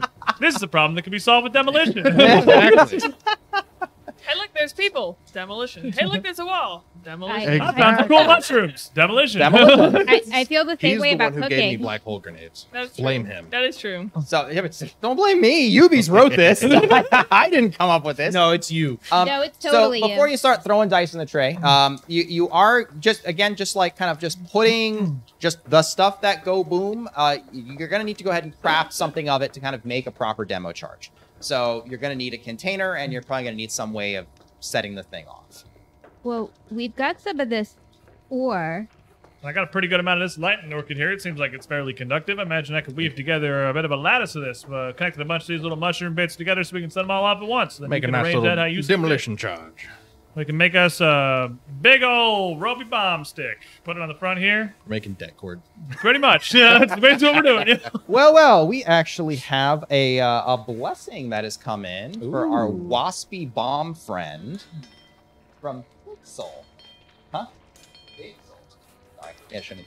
Why did I pop up over there? Oh, blessings and banes you got to see in the chat. We don't have those. Ah, popping up. okay. Thank you, Vixel. So can I weave him a bit of a sort of malleable detonation stick out of this lightning orchid here that conducts us all together, and rope one big end of it out for him to kind of arrange and detonate as he pleases. I like that, using both the fiber and the conducting tags of the lightning orchid. All 2 of the tags that it has. Well done, well done. Yeah, go ahead and give me a weaving check to put that together. Here's my fine fancy weaving stick here. What's the DL on this? DL, you're just it's lightning orc. It's pretty simple to work with. It's just gonna be 11. Are you? And I think you're baned, aren't you? Yeah, I got one success. You got one success. I got a 12 plus 2, so 14. That's it. You know, it takes you 2 stamina to work with it. It's kind of doesn't quite weave together the way you would have liked. That's not very pretty when you put it together, but it's functional and it will work. I guess I could leave max stamina at some point in this adventure. Yeah. Oh, the poor Kadina are getting tired. My legs are getting tired. A good thing I got 2 more of them. Take it.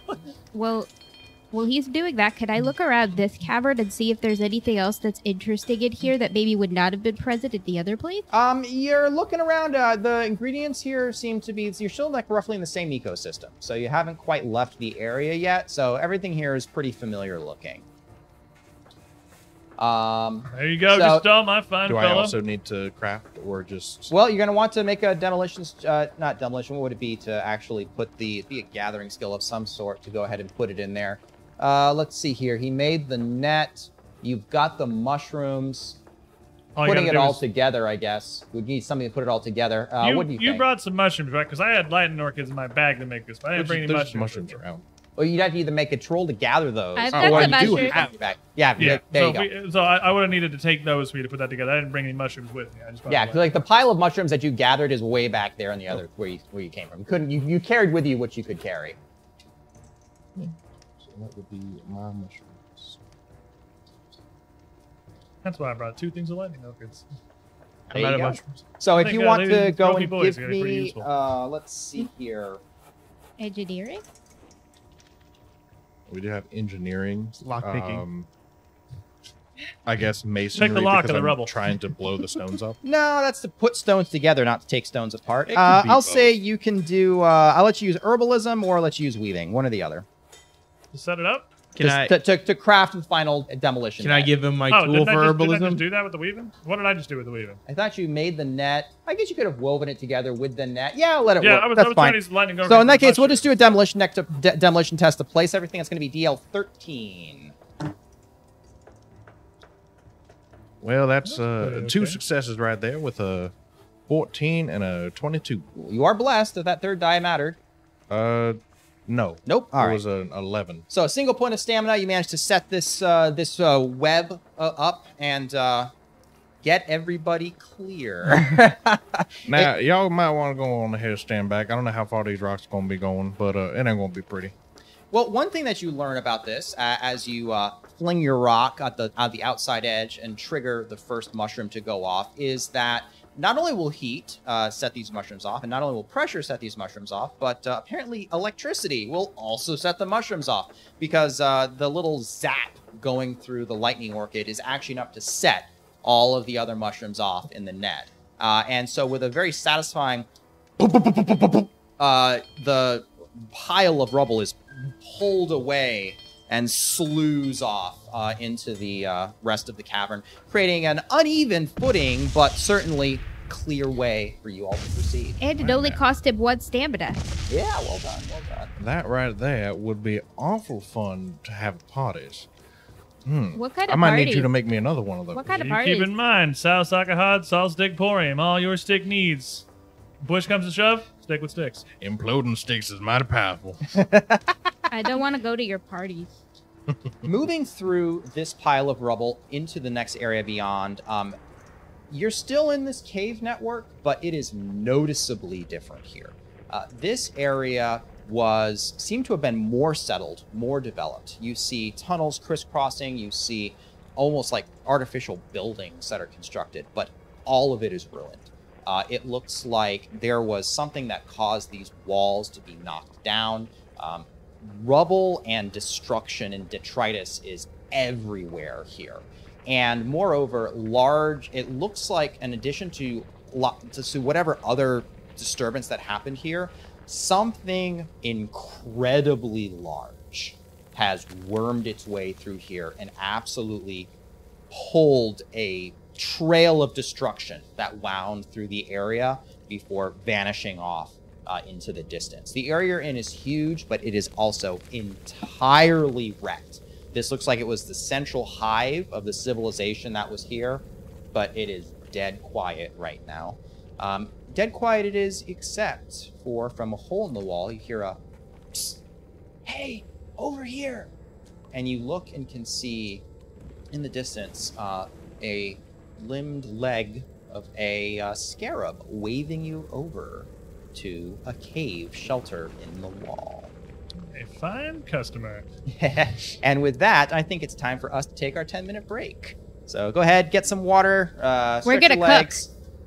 Gonna cook maybe. We'll cook one of these days, and we will be right This back. is Sentima Shattered Worlds on Kickstarter right now. Sundered Wilds. Sundered Thank Wilds. you. Like I was really close on You both were close. those You were worlds. close. I'm But check getting them out. Your communication method of just really close to the right Not thing. quite there, I'm but very so close. But check them out. Maybe do written that over on the my break too. paper. Check that website out and see what they got. And we'll see you back in just a short while.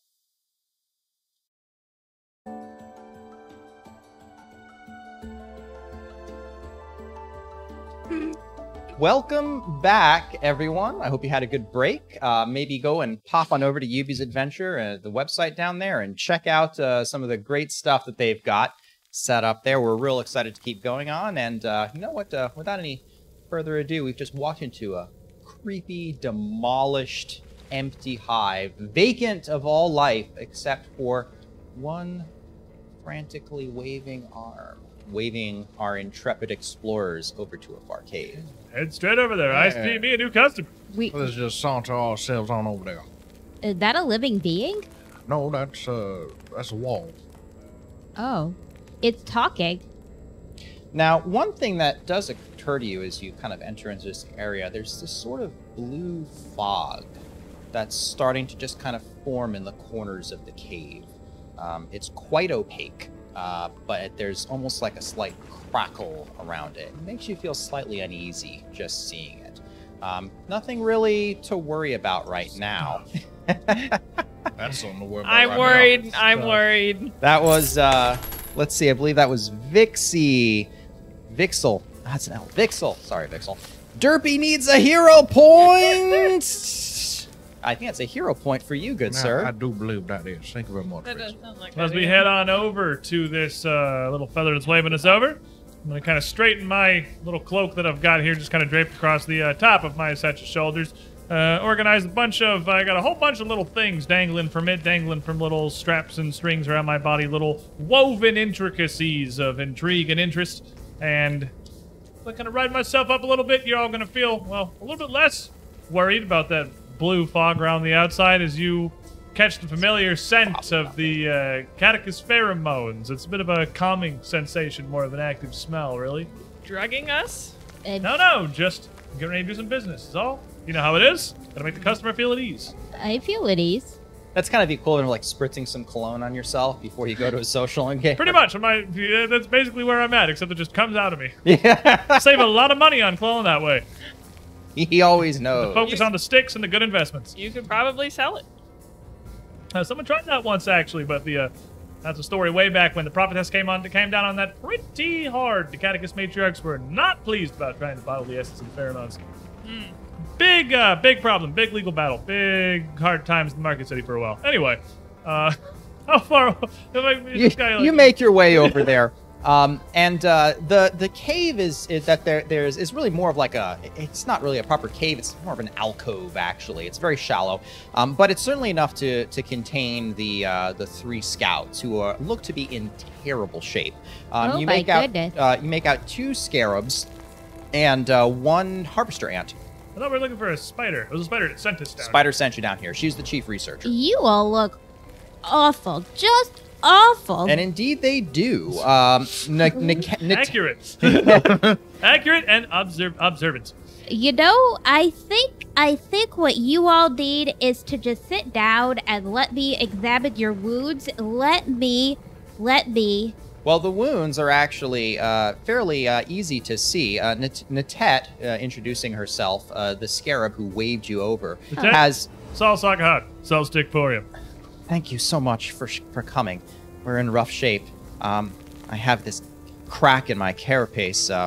My brother over here, poor Katet, his jaw was lost in an explosion, and, well, Mojek back there, he's He's a terrible mess. We were ambushed by the ore crusher beetles when we came to explore these areas. Managed to kill one, and the rest were driven away, but it attracted something terrible, something worse. That's horrible. That's so scary. That thing, it was massive. It had the body of a snake and dozens and dozens of legs and these massive mandibles. It picked up Mojek. It would have crushed him, but I got him out of it. But it was cracked my skull and my carapace getting away. Thankfully, my brother managed to set off a charge and bring the rubble down so that we could go and buy some time. But his jaw was torn off in the explosion. Mojek, he hasn't said a word ever since. Do you have the jaw? And you can see the harvester ant is actually in the corner, just kind of covering his head, hyperventilating, and completely unresponsive. Well, that sounds pretty awful, but if you let my fine friend Arutha here tend to you, you're going to feel right as rain within a couple of moments. So you know what will prevent this from happening here in the future. And I'm going to reach over and grab, like, the cooking pot that you have crumpled around this handle of the thing you were trying to poke in there. If you had one of Sal Sakahad, Sal Stickporium's fine defensive sticks, you wielding one of these here as you go into battle, no war crusher beetle, no demon, no kind of a vicious mutant, if anything is going to cause any threat to you, able to easily, quickly, deftly defend yourself from any and all assailants. Huh. Looks like a cooking pot kind of got crushed onto the end of a stick. You see, creativity is the mother of ingenuity, as they say. And here at South Sakahad, South Stickporium, we forge our sticks out of the absolute finest ingredients. The crafted, hardened, anodized metal of this cooking pot here makes an excellent striking surface against the carapace of near any foe. Huh. Well, hopefully we don't have to worry about maybe trying it out, but you never know. Tell you what, if it produces itself well, if it serves well, I'll take one, absolutely. That is a very good idea. I like it. I would buy one if I could carry it. If we had more of these pots, I think it would be a great thing to add to the Saul Sakahad Saul Stickporium line. Oh, but does your friend still have the jaw? It was lost. That's okay. We could replace it. Let's see what we have here. All right. Well, the first thing we're gonna need is we're gonna need to pollinate. Everyone, you know what this means. Sing the song. And they're starting again. So what we're trying to do here is we're trying to stabilize some wounds. The scouts have been wounded. Thankfully, they're only lightly wounded. Thankfully, no one else in the party is. Having your jaw Just blasted off is lightly missing a wounded. jaw. What is this Monty Python? These are bugs. It's only a flesh wound. Yes, the reason why is because it can always get worse. That's the theme in Sentima. When things that are trying to wound you aren't just trying to knock HP off your total, they're trying to tear your jaw off. And so various injuries can crop up, and none of them are pretty. Avoiding them is done with stamina costing actions to try to make sure you don't get caught by these various attacks. But if you're unlucky enough to, horrendous injuries can happen to you. And in fact, this is only the lighter side of what can totally happen to you. But this is going to be what is called a surgery test. Now, you are using, we have Arutha here using the plant people energy power with that 1 energy point you've got. The winds flow, the earth glows, and I go in and out, and you That's all right. feel You all better. feel like dying after this. And as Arutha does this, she's almost subsumed with this green energy, which sprays out from the flowers as this energy-rich pollen floats across, well, honestly, everybody in the alcove. Everyone's gonna feel great. More importantly, the two injured scarabs. And this gives you, as I recall, plus four. Plus 4 is the best you can get. These energy, these are like, the elemental winds are no joke. When you use them, they can create some pretty miraculous effects. So you're going to have plus 4 to your surgery tests. It's going to be a difficulty level 12 to heal these people. As he manifests his powers, he's actually going to his body itself will grow a little. His roots will extend out, and they'll actually wrap around the jaw joint of this ant, and he will break a little piece of himself off that was spared by this growing to create him an artificial jaw out of wood. That's really clever, actually. I like that. That's well done. Fine chopping stick. Yep. Go ahead and give me a surgery test for the first. Oh, so I'm going to use one of my hero points to reroll these 2 dice because they're not very good. So hero points, reroll any dice that you like. You can obviously keep ones that are good. Oh, that's much better. That's going to be 2 successes. 2 successes. So for a single point of stamina, you manage to grow this jaw back onto... and this isn't actually totally healing the scarab, but it does stabilize the injury to kind of get them back on their feet. He's going to be a little tender, but functional. And he'll kind of nod to you and still kind of growl a bit of a thanks. Of course, my little friend. We're going to be here, and we're going to help you through this. I've got a question.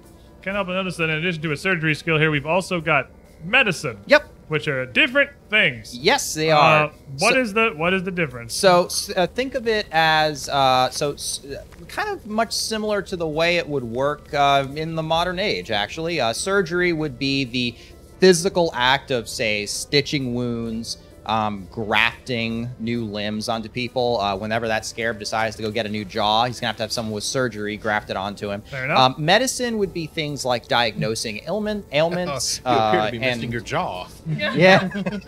Maybe like or treating also diseases?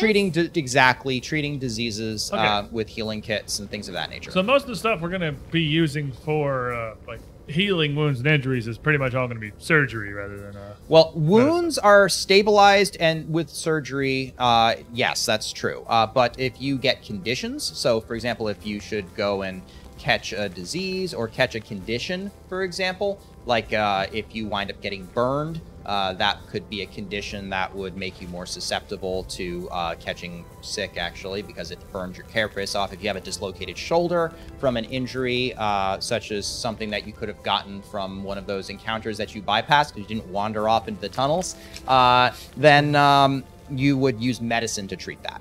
Okay. So you have conditions, which are basically kind of like debilitating status effects. You can think of them that way. And then that's medicine. And then for wounds, you need surgery. Okay. And this, we've known each other for a while. This is magical super surgery pollination max roll thing. This is just subsumed with the literal energy of life. That's an energy point thing? That's like a That's an energy point That thing. is the energy. While Arutha is tending to that, then I got another pile of these here lightning orchids, a bit fibrous, and I'm pretty good with my weaving stick. I think it might be wise to kind of put together some kind of basic surgery kit with this. I can weave these fibrous strands together into thicker bandages, tourniquets, poultices, and get a couple of splints going for whatever kind of things we might need to be able to use to attempt to tend to injuries in the future. Okay. Not something I'm particularly good at, honestly. So looking at these things together, you think that you definitely have all of the structural elements that you would need to make stuff, but what you are missing is you're missing something with probably the regenerative tag. Oh, is it tag for healing stuff? That would use that, yes. In fact, if you look on page 3 of your character sheet that I put together for you right there, there's a list of healing type tags that you could, if you look for, could be helpful. And in fact, as you're working, Niket gestures to poor Mojak in the corner there and says, he's still shaken up. He was almost eaten. And I think he's still reliving that moment over. If we can go and find an ingredient that has the soothing, that has soothing properties, I think we might be able to kind of get him out of it. No particular word for that one, my fine friend. Salsakahad Salstick Porium. Consider this one a free trial, and you're gonna all feel this kind of sense of calm, this pheromone that it kind of exudes around me become thicker.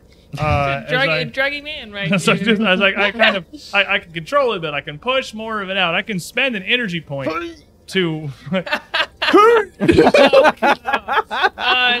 visibly see ripples in the air as it comes. There's an absolute wall of odor rolls over Mojack down here, my fine friend, my buddy Mojack, as these calming pheromones just absolutely subsume into him. The thing doesn't have particular rules for what this does, per se. It just says that it calms the emotions of a creature. It's not like stop fighting me in combat, giant monster, but even in combat, if I haven't damaged them, it still works. So it's a pretty potent effect. Alrighty. So this is kind of designed to kind of like calm emotions and kind of get people under control. Soothe, you could say. Soothing, you could say. Definitely not, I don't think, the intended action for it, but you know what? Sure, I'll let it work. Why not? You're spending an energy point on it. That's a big deal. We do have a bless for for Chef. I'm terribly sorry. I'm going to totally butcher this name. Jisa. I'm going to go with Jisa. Chef Jisa. I just say it's DJSA, so you got better than me. Oh, fair enough. And so I'm going to take my blessing right over here. And actually, that's a good point. How does blessings work for the GM? Kind of forgot we were playing this. You don't roll anything. You know, I don't roll anything. I guess I could just bane one of y'all. Screw you guys. Rude. Like, that's like it's a targeted one. That is. I'll keep it. I'll keep it in effect here next to my villain point. We didn't think about that. But also, Derp, you've been baned, by the way, by the same Chef Jisa. It won't stop me. Yeah, but it will hinder you. Question for energy point stuff. Yes. Do we all have one, bar the people who spent one? Yep. And how do we get more?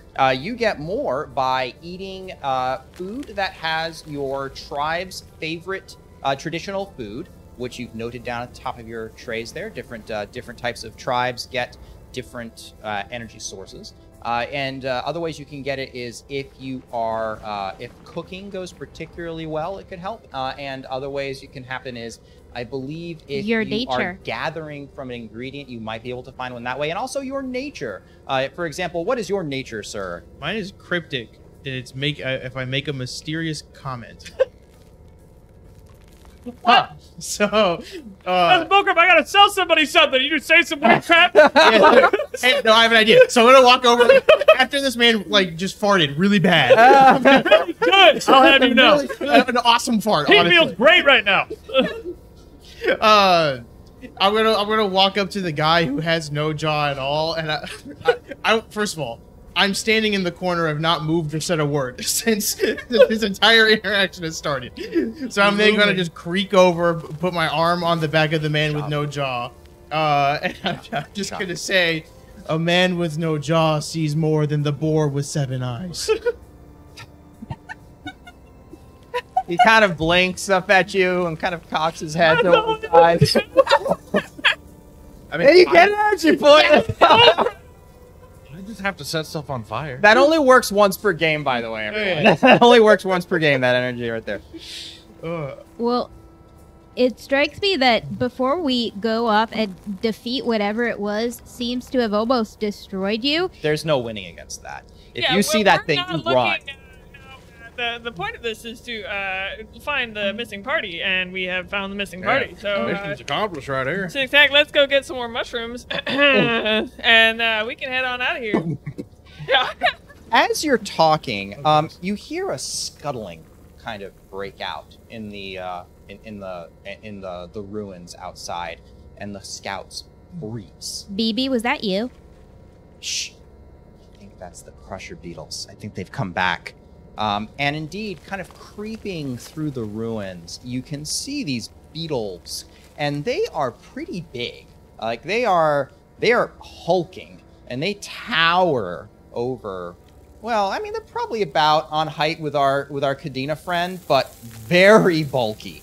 I'm not that. I'll have to give you that much. Their eyes are kind of almost weeping this blue energy that comes out of them, and their mandibles are lined with these crystalline kind of protrusions, which seem to be mirrored by this array of spines running down their back. And they're stalking through the ruins, kind of scenting the air. And they're almost they move almost like an animalistic kind of fashion. It seems that That's whatever kind of their animals. Well, you know, they apparently, and the scouts will actually mention this, that they were actually sentient and actually quite friendly once. But I think they were just like beetles, like regular beetles, like people, like humanoid beetles. I mean, like they just look like beetles, but I mean, you just look like bugs. So you I know, I don't know what you're getting at. humanoid bugs. I didn't think I'm just straight up a daddy long legs, just walking around with a stick in my hand. I were like bug people. No, the art looks like bug people. I guess that's fair. Yeah, they kind of have like just proper a regular torsos. spider. I got you. Okay, yeah. So I guess they would look kind of like bug people. I guess they would look. They were definitely a proper civilization. Okay. And the scouts will mention that, you know, ever since things got weird here, they actually all turned on each other, and they're very violent now.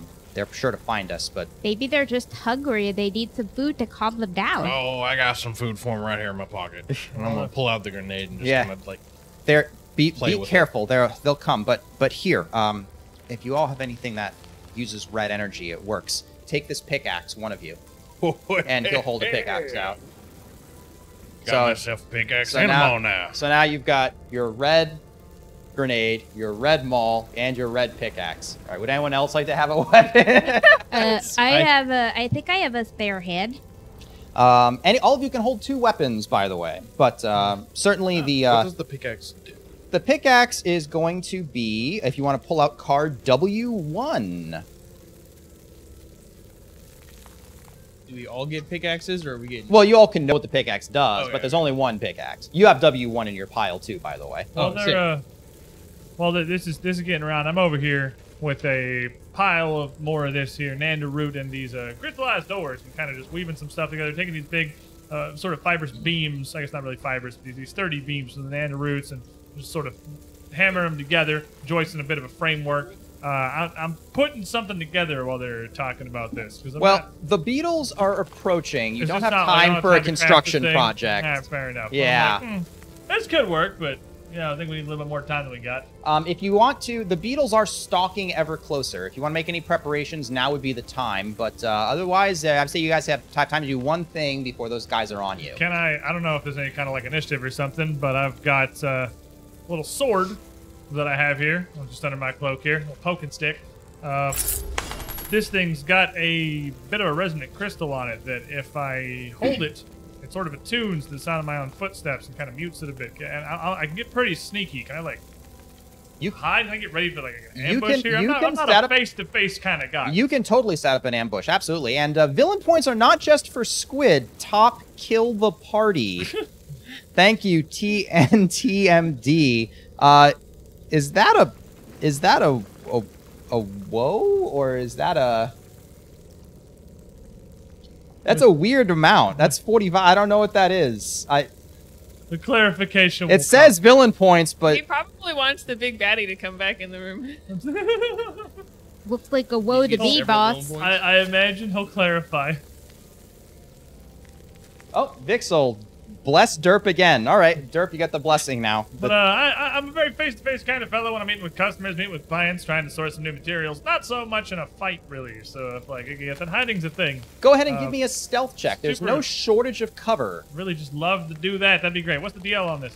DL is going to be, let's call, there's lots of good stuff around here. Let's just call it DL 12. Okay. I'll use a hero point on that, if that's cool with you. That- On account of- what's there all for? of them? Those All are- of them. Yep, that was pretty bad. Maxed out at a 6 there, so I'm gonna go ahead and reroll. Fun stuff, You know, fun all stuff. 3 of them, if that's cool. That's Just Better? villain points. legally better.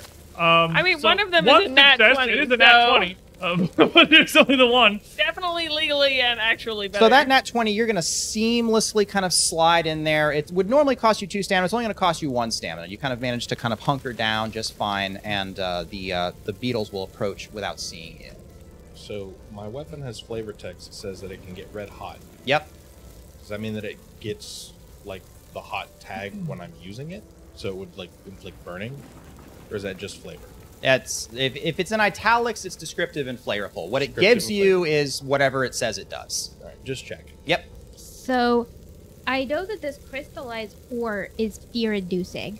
So, I would like to take some of it and see if I can create kind of a funnel where they're only coming in a specific direction by using my little stockpile of ore to block off a piece of the terrain by putting it there. If they're just going by scent and instinct, maybe the fear-inducing will keep them from going to the side of the space that the ore is on, and it will funnel them in a direction where we can gang up on them. Okay, all right. I can see that. Yeah, so you're trying to use ore here. Go ahead and give me, what would you use for this? I don't know if block is meant to do Block that. is not at all meant to do that. I didn't think so. But I'll maybe- let you use metalworking just to kind of try to you're just kind of throwing out ore to kind of try to distract them. Nice. So, what do you want to use? Make me an argument. So I was thinking that engineering could work. Engineering? Sure. I'm essentially just engineering a barricade. I believe you. Go ahead and roll me an engineering. Sure.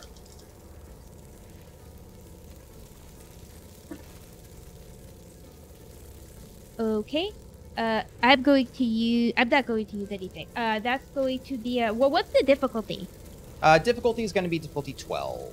That's going to be one success. One success. it's You gonna- managed to scatter these things out, and it kind of attracts their attention as they see this blue light coming out. It marginally seems to be successful. They seem to be coming to actually approach the ore there. So we've got... All right. So TNTMD has decided to do a villain point and a woe. Great, awesome. All right. This is spectacular. Excited. Big fatty, let's go. Oh God, Session why? 1. And Vixel says, let's just bless everyone that's baned too with so boom, I don't know everyone's what gonna I pop don't up know what blessed now. You're blessed out. All right, What's Dan. This is gonna be where we're gonna go because It's as time to go fishing. Wait, These- before we go really quick. no before Did I need to do anything? well, there's a woe that's happened, so unfortunately, Yes, no ma'am. one gets to do any other preparations because the flicker of these stones that have gone out, the beetles kind of will go for and charge the alcove where you all are. And in fact, the beetles scoop up these shards in their mandibles and crush them together, releasing this Hey, that's why they called wave that. of energy. I get it now. Ore crusher beetle. Hey, that's right. That's it. And they almost seem to be subsumed with this blue energy that seems to invigorate them. And they seem to thrash their mandals about and they charge forward. Thankfully, not right past you. They don't seem to notice you there. So we're in combat.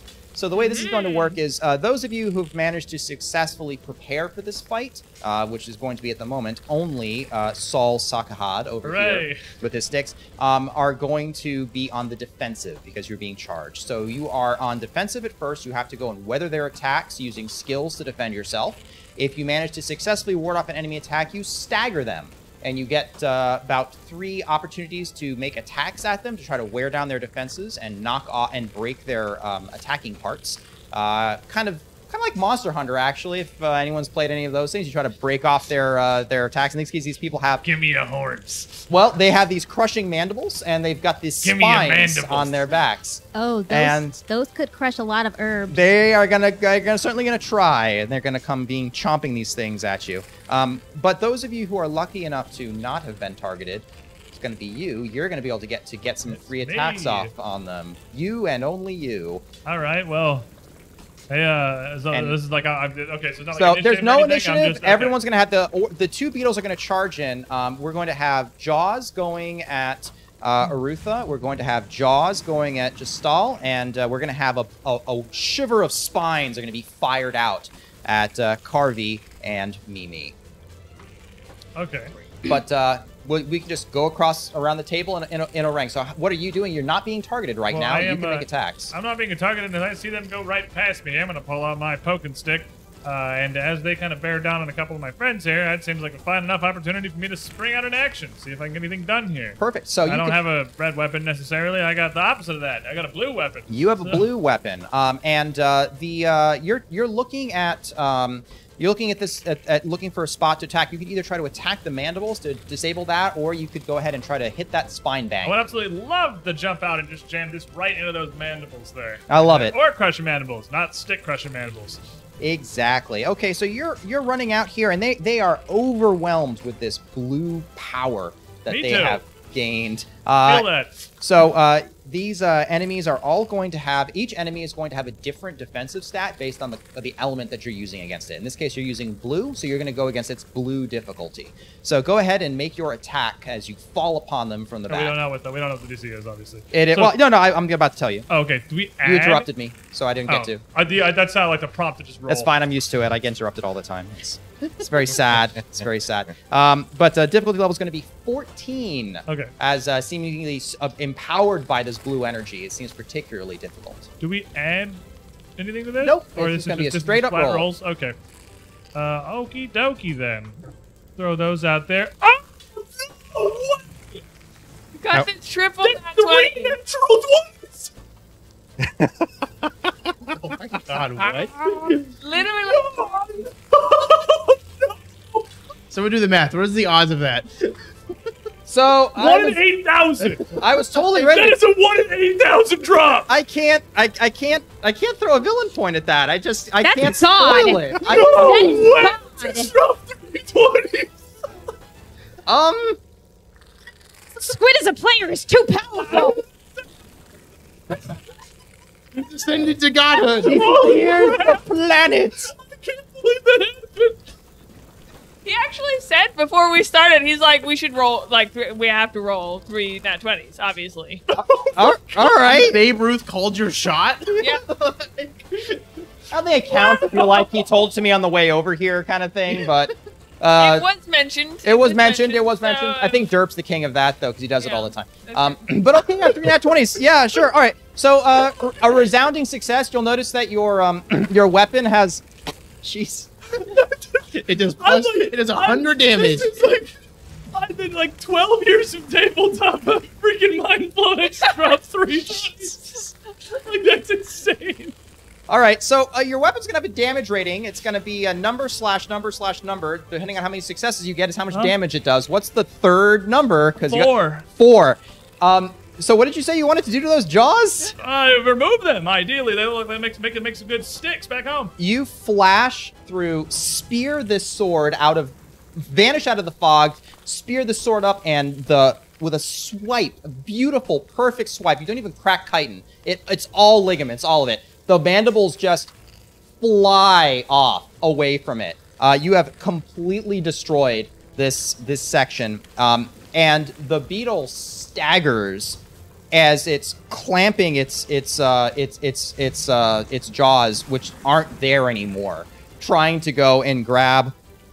I think Derp, you were getting the jaws. Okay, so these jaws are going to clamp at you, but then they're just going to fly away. You've got 2 attacks left. Always got to field test the sticks, make sure they're working good. I don't want to pick them up. That's like a monument. Let's frame them. You want to Instagram click and Put them in epoxy and just let them sit there. Well, I mean, I'm peaked. Whatever else happens. I guess you should, like, quit tabletop. Yeah, I guess I should just leave. Yeah. Well, thanks for joining the final stream of UGT. so there's still a puncturing bristles that you can target on this one. And I'll try to flip my muted sword around to the back so I can shear right up through the jaws. He shoots by, still got his momentum, just bring it right back down as he passes over the spots. Imagine everyone. Still difficulty 14. The blue energy is subsuming them powerfully. That's gonna be 1 success. 1 success. What's the damage on your Uno? You're gonna. So are these taking stamina to swing, or are they just? These guys have hit points. Okay, so it's I'm not spending stamina on these like I. You are. Yes, indeed. That But first still one is you a good didn't. stamina. Correct. Okay. Combat is tiring, good sir. Zero stamina for your godly strike that you did, but yes, actually, no, that's going to cost you. So 1 point of damage on the puncturing bristles, and you have 1 attack action left. Just, I mean, is there anything I can do other than just keep swinging at him? Because I can see pretty clearly that Lucky Strike notwithstanding, this fighting stick I've got here is not exactly the best tool for the job, but it's the only one I got. Well, you could try to whack him with your pot in a spoon in an attempt to kind of Well, you gotta prove how demonstrate, good the weapon is. how good the weapon is. Can I use this to? I got a pretty. Can I use it like as a condition rather than just to do damage? Because I got a pretty big, flat, whacking surface here. It's well imploded by this mushroom. I think it'd be a pretty good dazing bonk where I'd bring it around on their head now that it's bereft of mandibles to protect them. So, an interesting thought. Unfortunately, it hasn't been specifically crafted to do that. But what you could do if you want to use it as a weapon is let you use your basic unarmed attack, but you're disguising it like you're whacking them with the stick to try to make it look like your stick did it. Well, the cool thing about my unarmed attack is it's also blue and just worse. See? So, You got to prove the weapon now. not really an advantage of doing that. So. No, there isn't. No. Well, the alright, advantage is you might be able to sell this pot on a stick. This Yeah, junk. you know what? I'm gonna swing it with the pot. Sort of doing we'll bring the pot in there, see what happens. That's 3 successes. Let him What? 15. Sauce like a hod, sauce stick porium. Bonk! Prove the You stick. can't keep getting away with it. Sir. Let him cook. You needed to submit your stick in Man, triplicate, the man is and I'll be cooking. damned if you didn't. All right. No. That's fine. You bring this battle down. Most of it's the elbow drop you put in beforehand. But you smash this pot down. A crack runs down this carapace where these puncturing bristles are. And they, after they have just been launched at your friend Mimi here, and the thing folds, collapses, and falls to the cavern floor. You have single-handedly taken down this sword crusher beetle. You see this, Natet? Sauce like a hod tests all his fine sticks. We don't sell nothing that I can't put a 100% guarantee behind. No guarantees. I must have it. All right. Going to the monster's turn, we have some attacks coming in at the boat at everyone here. So we'll move this way across the board. So Mimi, you have a shower of spines flying at you. Let's talk about defense. How are you going to defend yourself against a shower of spines being fired at you from this creature? Make it make sense, and that'll determine whichever way you choose to approach this is going to determine how hard it is and what skill you use. Well, I am a scarab beetle, so best thing to do is to drop down, tuck all my legs in. So I like Nugget position. turtle mode, nugget position here. All my legs suck in, and all it is just this this yellow shiny carapace. That's a very like a slick backed kind of thing. Hopefully things just start bouncing off. Okay, I can see that. All right, so you're kind of taking cover here. I think that's quite appropriate. So it's a lot of rubble in the area that can kind of help with that. So I'll let you pick. You can either do agility to dodge underneath it, or I'll let you use resistance to sort of hope your carapace will shrug these off. It's the same either way. So I will do. I like resistance because that's what I'm going for. You like I'm resistance? Not very, I'm stationary. I'm a stationary leg sucked in here, so I'm going to do resistance. All right, so I'm going to go ahead. That's going to be, sounds very green defense-y to me. So you're also going to have a difficulty of 14. Okie dokie. Oh my gosh. That's cocked. Yeah, this one is cocked. It was literally it was on the. cocked. It was You on are. the ridge. It's the You got same the anyway. same thing. 3 failures. I would say Okay. 1 to nat 1, if that matters. It does not. No, it's Okay, bad well, enough that's when you get failure. I'm just absorbing all of the Yeah. RNG. It's Yeah. just coming this way. So these spines, unfortunately, it seems that they're quite sharper than you than your carapace is hard.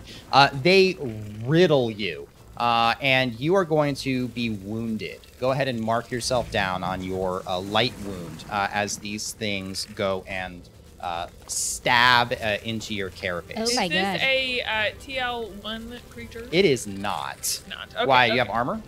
I do. I have a carapace.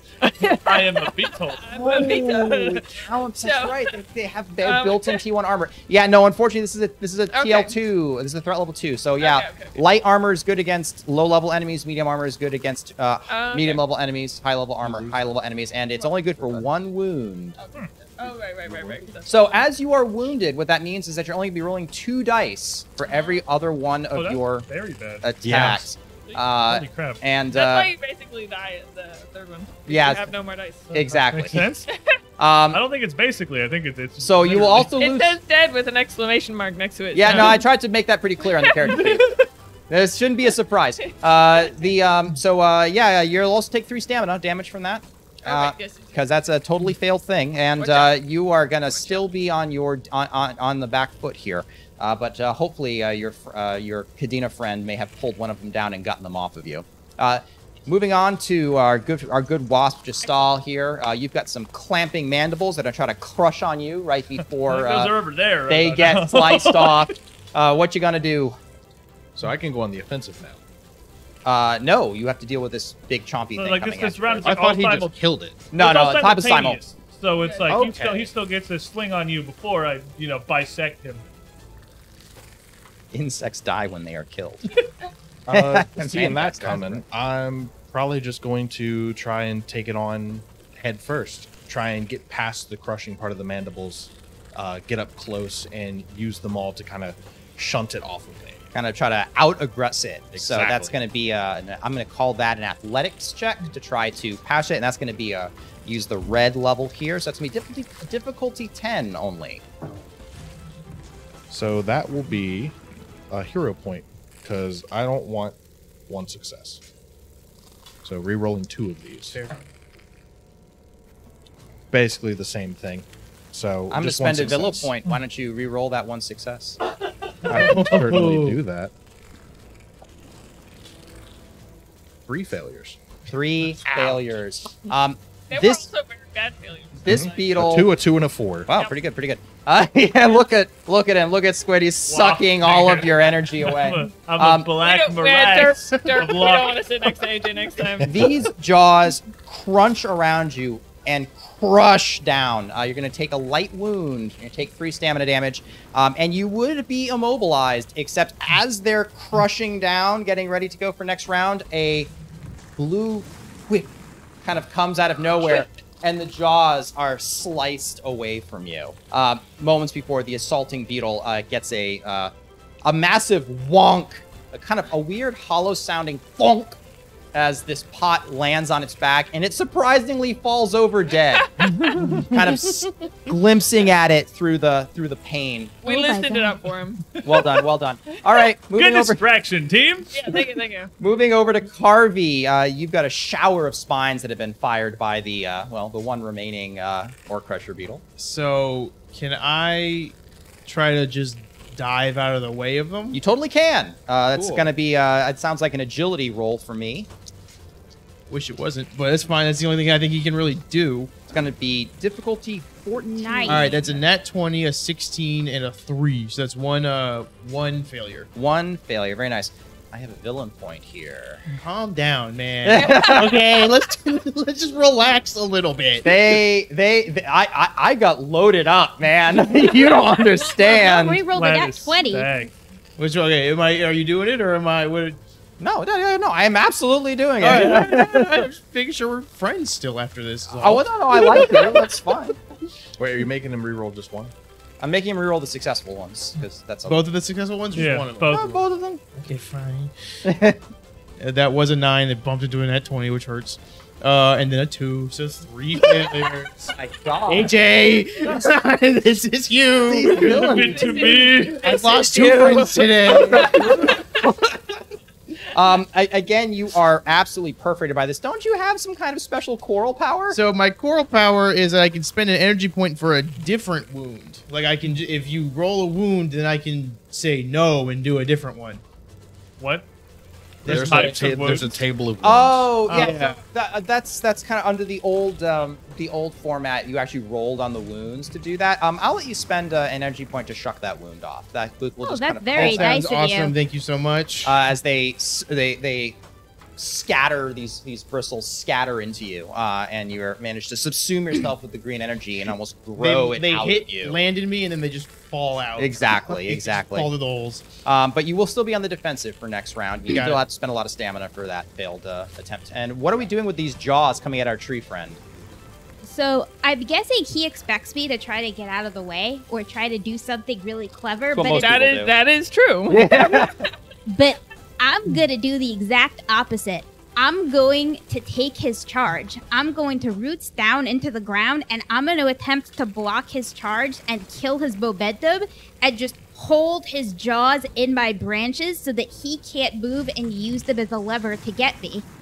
Very clever, as anyone who's ever seen what happens when someone rams a car full speed into a tree, the tree wins. You Let's better see- believe it. Let's see if it holds here. Go ahead and roll me a block skill. That's going to be difficulty That's how 14. These big guys the have tree a lot is. of energy in them. I have a lot of energy in me too. Ooh, I love that confidence. It's a lot of tenacity. He's looking at his hero points or villain points.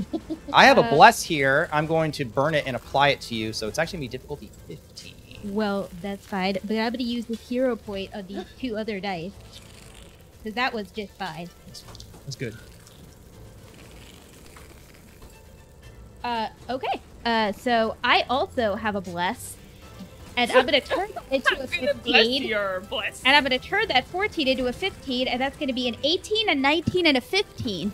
So take that, GM. Tree does win. 3 tree wins. always win. This thing slams into you, and you just, boom, the leaves shake, and it just stops in your grasp. And you haul these jaws to the side, and it is staggered. You're going to be able to make some hits at it. So we have, you're able to make hits. You're able to make hits because you weren't targeted, and 3 of you have been quite viciously attacked and are still going to be on the defensive. However, that's the round of combat. We've seen what has happened. That is so cool. One of the kinda neat. exactly, it's I like pretty that. good. It's pretty good, and it's super brutal. Like it's not like, oh, I can take some hit points. It's like, oh, you don't take some hit points. Oh, it Hit hurts. point's bad. Don't get hit. Don't get hit. And there's only one beetle still up because the massive power of the Sol Sakahad's Bonken stick, which that scarab is drooling over at this moment, is absolutely powerful enough, brought down one of the behemoths. There's only a single behemoth left. It only has 2 monster parts, so it can only attack 2 of you. And the jaws that it has, it's actually been staggered over here, so the jaws can't attack, but the bristling spines on its back can still seek out its target, which at the moment is probably going to be... it's a good question. We have the coral person who just kind of shucked them off. It's probably going to still be shooting those at you. So this turn we have Fine. spines coming at you, but you've got some free hits in. You can take up to 3 attacks or 2 other actions. All the rest of you can take up to 3 attacks or 2 other actions. You're on the defensive because you have these spines coming at you. So we'll get you out of the way first, actually. What you want to do? He's gonna have seen his tree friend just shoulder it, and he's gonna be like, I'll try it. He'll just stand completely still, try to block it, I guess. Well, certainly that's not going to be a problem. So go ahead and try a block. Do you have anything that you can block with? I have an axe. Axe? Sure, that'll work. Cool. You've pulled that axe sideways and try to shuck into it. Go ahead and roll me a block test, difficulty 14. Now, Okay. Carby's great at that block his fist with his face technique. Nat 20 again. A 14 exactly. And a 9. That doesn't pass. And a 9? Okay, well, the nat 20, I'll say that you're able to actually... It's way easier to do it if you just don't move. And you've seen them coming before, so normally that would cost you 1 stamina. It's going to cost you 0 stamina. Yes. Because that nat 20 is going there and kind of got you a bit of a second wind. And you are able to chunk these things off to the side and move in on it with the opening that's created between it. So you'll be good next round, assuming it's still standing, and then we'll just go around. What I'm assuming the body part you're going to target is going to be the mandibles? You are correct.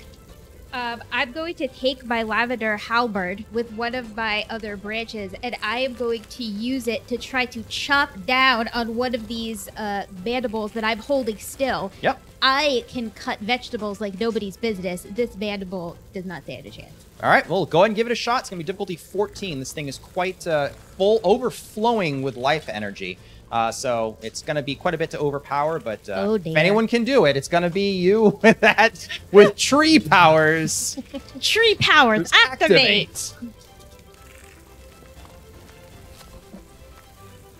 That's going to be a 14, a 16, and a 6. So that will be 2 successes. All right, what's the damage on your halberd? Our dice 2. are actually broken. Yeah, This is not 2 okay. damage. All right.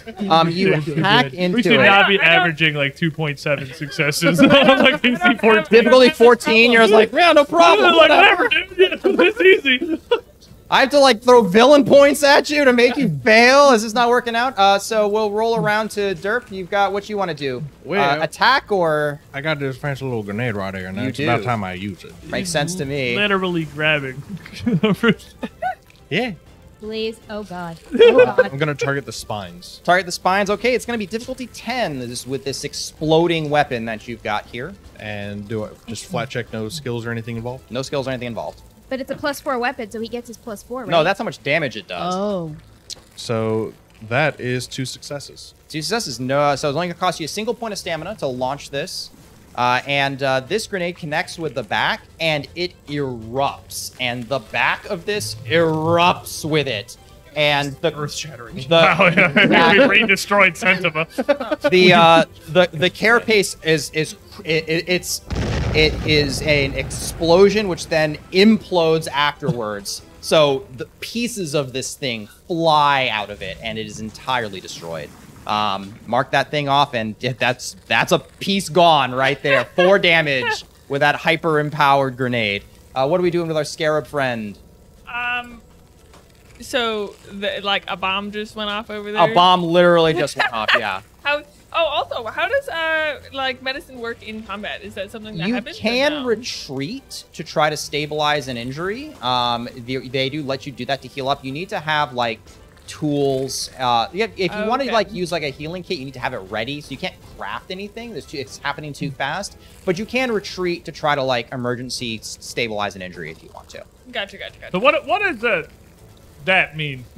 Stabilizing injury. Well, so as happened with the scouts, right? They had wounds, right? And you all have wounds, right? So you're only rolling 2 dice, but you could stabilize those wounds, which doesn't heal them, but at least binds your injuries enough that you regain full function. Even so it gives you the dice back. Huh? It gives you the dice back? It gives you the dice back. You're still wounded, but you get the dice back. Okay, yeah, that does seem pretty important. That does seem very, very good. Dice good. Dice say. are important. I don't know. Let me try it. I mean, but I don't have the medicine stuff out, so I couldn't just like do like just slowly start vibrating and try and get all of these things that are like embedded in to just kind of like. I mean, like you need tools to do a surgery check. Can you just make one? So, I mean, if we're talking about like first stage stabilization, I could see like a lot of benefit to apply pressure, kind of thing. You don't have any like proper like healing bandages or something like that, so I suppose that would be difficult. Alright, I could also just hit him. Yeah, you can also just hit him. If he's down, then you have all the time in the world. That's true. Okay, well, sweet. Well, I've got a blasting pickaxe, and as I am very close to the ground. Oh, you have the pickaxe? I looked at it and then handed it off. Oh, okay. I was going to say, you didn't keep all the red weapons to yourself? So as They're a wasp thing to do, though. So I'm going to still be under my shell. You see, like one arm slide out with the pickaxe up, shink, try and hit right on his foot and just nail him to the ground a little bit. So you got to target mandibles. That's the only body part left that's functionally attacker. But you can swing it up at the mandibles. Very tall. I might have to stand up to do that. 2 little feet just pick up the husk. Yeah, I slowly elevate up. Ascend. Still in the defensive posture. Difficulty 10. Doesn't even matter. Yeah, 17 and a 14, 11. Oh my god, okay. 11. So is the dice she's missing, like, is that automatically a failure, or is it just out of 2 now? So what it means is that every action you take technically costs 3 stamina, minus 1 per success. Okay, so the best case scenario is 1 stamina. Okay, so it's functionally an automatic failure. You could think of it that way, but... yeah, I guess it's not. It's not, but like that's... Well, it makes a resounding success impossible. If you're missing 2 dice, you can never go on the offensive. You can, because it's stagger rules now. But we're learning. Yeah. We're learning. Don't worry about those guys. Those are old playtest rules. But we had a playtest change while we were preparing for this. So we did. But I like this. I like this a little bit better, actually, a little bit.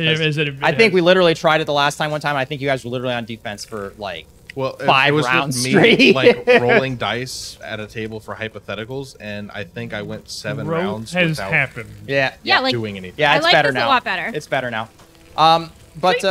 So you, what's the 2 successes? What's the damage on yours? 2. 2. Perfect. So the mandibles have already been pretty badly damaged by a big old stabby this. You reach up there, you slash that pickaxe through, it buries in the face. The thing kind of shudders, and with the grievous injury it took to its back, it falls over, and the area goes quiet. Oh wow. Oh boy. This definitely calls for dinner. So there, Nat, how about it? Kind of nods, Yeah. takes his pickaxe back, and then holds it out to you. Yeah. A fine trade and a fine deal. You remember this name, Sal Sakahad? Sal Steak for you. I will remember it for the rest of my life. And he kind of like, he's worshipfully looking at that. And I think you get an energy point for selling that. I do. Conning the NPCs. Hey, there's no con here. I demonstrated the goods right in front of her. She saw exactly how effective this thing can be. Very effective. Phenomenal. All right, well that's well done. That's the first combat that you guys have ever done in Sentima, and we got 3 of you who got wounded, and Right. And one of three nat 20s. and we had a triple nat Absolutely 20. insane roll. Freaking insane. It was feast or famine. Truly. Crazy. The, can't- And speaking of feast, the scouts have been kind of like cowering in the back, but the harvester ant who was named Mojak, he's kind of come to after seeing you all kind of come back in wounded and injured. While the scarabs are kind of just tired and sad, Mojak is angry. Mojak sees you guys come back and he's like, "This is insane. Those damn scientists up in the outpost. It's their machine that's done this. It's been messing with the energy level of this entire island, creating that weeping blue ore. The ore crusher beetles used to be nice and peaceful to live next to, and they've all gone feral. That behemoth is also their doing. They need to stop their experiments immediately. It's tearing this place apart." oh, could we ask them too nicely? Ask Yeah. them nicely. They don't have a choice. They once we explain what's going on, they'll have no choice. They'll have to turn this off. Well, but you see, Mojak, buddy, pal, whatever they may or may not know, whatever may be happening, people generally respond a little bit better to a friendly face, some niceties and politeness. And they doesn't look like they've... just sort of look around. How long has it been like this, anyway? They went to infighting, maybe a few weeks ago. And this used to be the ore crusher hive, then. This is where they lived. Exactly. They destroyed it themselves, or? Well, they turned on each other, fell to factions and infighting. They always got along well enough, but they were well organized. They had scholars trained by scarabs. They were generally pleasant people who had a lawful society, but ever since this blue just overwhelmed everything, they've gone insane, and they're not even... There's no talking with them anymore. They just attack anyone that isn't in their group on site, including each other if they're from a different See? family. This is why you gotta keep a catechist around. Deals go south, real quick. It's also why you learned how to stealth. Exactly. Right. Deals go south, real quick. Look, you don't have to cross the matrix more than once or twice or 3 times or 6 times to figure out that you need an exit plan. You need a plan B, C, D, E, F, and G in case something goes awry. You all look pretty beat up. Maybe we should... Fine, actually, but I appreciate your concern. Of course. Well, you might be fine, but I'm feeling a little bit beaten up. Well, Oh, what happened to you? Got mandible. Just doll. Bless you. Didn't get him in the humors, though. Can see that. but Niket will suggest that we try to rest for the night, get some strength back before making the walk back to the outpost. That's a really good idea. And I think a nutritious meal would not go amiss either. And you know what? Indeed, they won't. In fact, the scarabs do point out that those ore crusher beetles are pretty big. You could probably harvest a good chunk of meat from them. And if you've met any... Did we not come here saying Cannibalism! species- Let's go! Hold on.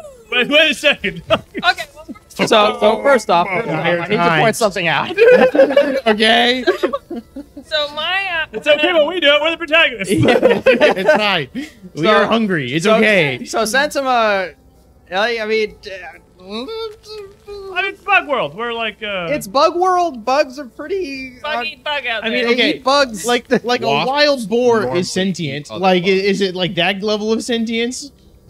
oh, Yeah, they were this like city people, was they people. built that a city. Yeah, They they had, like, had a people, city. They had a people. They civilization, built the city? libraries. Yeah. It's their city. Yeah. They were like Okay. the same Oh, as wait being- a second. We're intruders. Yeah. Oh, I'm they sorry. live here. To be Well, fair, to their they credit, went this is their crazy. house. Yeah. Their They go civilization crazy. collapsed, and now they're animalistic. But yeah, I don't see how. I would just like to point out that I am a totally different species and feel zero Well, no, guilt this about is just this. like this is just interesting. It's a totally different world that we're all new to here. So like this is just It's this a is just a valid thing question. in Sentima. Like It's actually kind of a thing in Sentima. So what you do. So the thing with Sentima is that, and this is kind of the way I thought about it, right? Because like I noticed this when I first saw it, I was like, hey, wait a minute. Like that kind of occurred to me. So Sentima is a rough area, right? It is the there's island. a sundered wild. It's sundered wilds, really. Like civilization is what you can carve out of raw nature trying to kill you. Right. And nothing goes to waste in Sentima. You know that how hungry are you chart? I don't, but show it to me later. I have visions in my head already. But it is a even like harvester ants, like they don't like just bury their dead or throw their dead over the side of the island or anything like that. They put them into mushroom growing. They feed them to mushrooms, mushroom people, right? And mushroom people are viewed as like the reincarnation of harvester ants. And then when the mushrooms die, ants eat them Okay. for nutrition. So we got like a cycle of life thing going on. It's here, like a kind cycle of It's- life thing for them, and it's basically as far as anything else goes. It's like if you can actually like eating your kills is not unusual in the Sentima universe. Okay. Yeah, it's kind of it's an interesting take on it, which is kind of like this in our modern age kind of thing. Yeah, but it's this like literally obliterated world that's barely struggling to survive. So like it makes it's a totally different like universe, a different lens. It's interesting. Yeah, and I would probably say that there might even be like some sort of like insect type of. But that's thing not there. a thing that would be like objectionable, like literally at all, as far as No, they're not living at here. all, It's like we actually. killed them, then they're like, hey, that's dinner. Yeah, that's basically yes, that's true. That's how Fair enough. Sentinel Same looks thing at they it. do to us. That's exactly true. It's only fair. On the plus side, I have a favorite recipe, and one of those things is mystery meat. I don't know how far we have to go to get mystery meat out of these. Disqualified. It all depends on how poorly you cook it. You just look at me and you go, I don't know what that is. Yum. I'm Go like, at it. that's for me. My man's all here for Costco hot dogs. That's all he wants. in Buffets life. are wild. We're going to Golden Corral, boys. We come from the Yellow Tribe. I'm gonna go with Jake the Impaler. It's only cannibalism if you're also a beetle. If you were an ore crusher beetle, then yes, it would be bad. That's fair. Well, I'm a beetle, but it's considered mystery meat to me, so They're blue beetles. I'm a yellow beetle. No, That's it's fair. really simple. We just played the denial game. I don't tell her what I put in my food. yeah, that's true. Oh god, Vixel's on a roll. I ran out of points. Bless Jen again. Heart. Oh, okay. That's very nice. Probably good because you're gonna get ready to start cooking for some people. I would imagine. I'm here to tell you I'm not getting my favorite food tonight. It's okay. It's a meat. We're think going it's to a be complicated resting. crap. When you rest, it's going to be shelter and it's going to be cooking. And you're going to get stamina back based off of how good your shelter is and how good your food is. And if your food is particularly good or particularly appropriate for your particular tribe, you might even get some energy back. Did anyone have, I think the only food items that exist is going to be the meat there, but you might be able to go harvest other food items from the broken down area that you're on. Yeah. If anyone has enough stamina We are- left to go we are start certainly- exploring. I have I got I have plenty of stamina. I'm more concerned about getting back my missing like arm. Well, I 'Cause can take a look the at that dice. for you in a minute if you'd like. Well, Well, I now, have that a- would be mighty kind I of. have a surgical needle. I'm pretty sure I can put that back on. But let me find some food first because I could definitely do that later. What a place that used to be an entire hive of civilization. These people used to live here, sell their goods, have their own steak emporiums. Surely there's something we can forage around for here. This seems like it'd be a pristine opportunity to light up this torch and go looking to see what we can see. Sounds good to me. Yeah. Well, anyone who wants to go look can go ahead and give me. Talking to the scouts, they actually will point out that there is a fruit which grows down here and a flower, both of which can be cooked pretty decently. They will tell you to stay away from any mushrooms that you find and any spike leaves. Noted.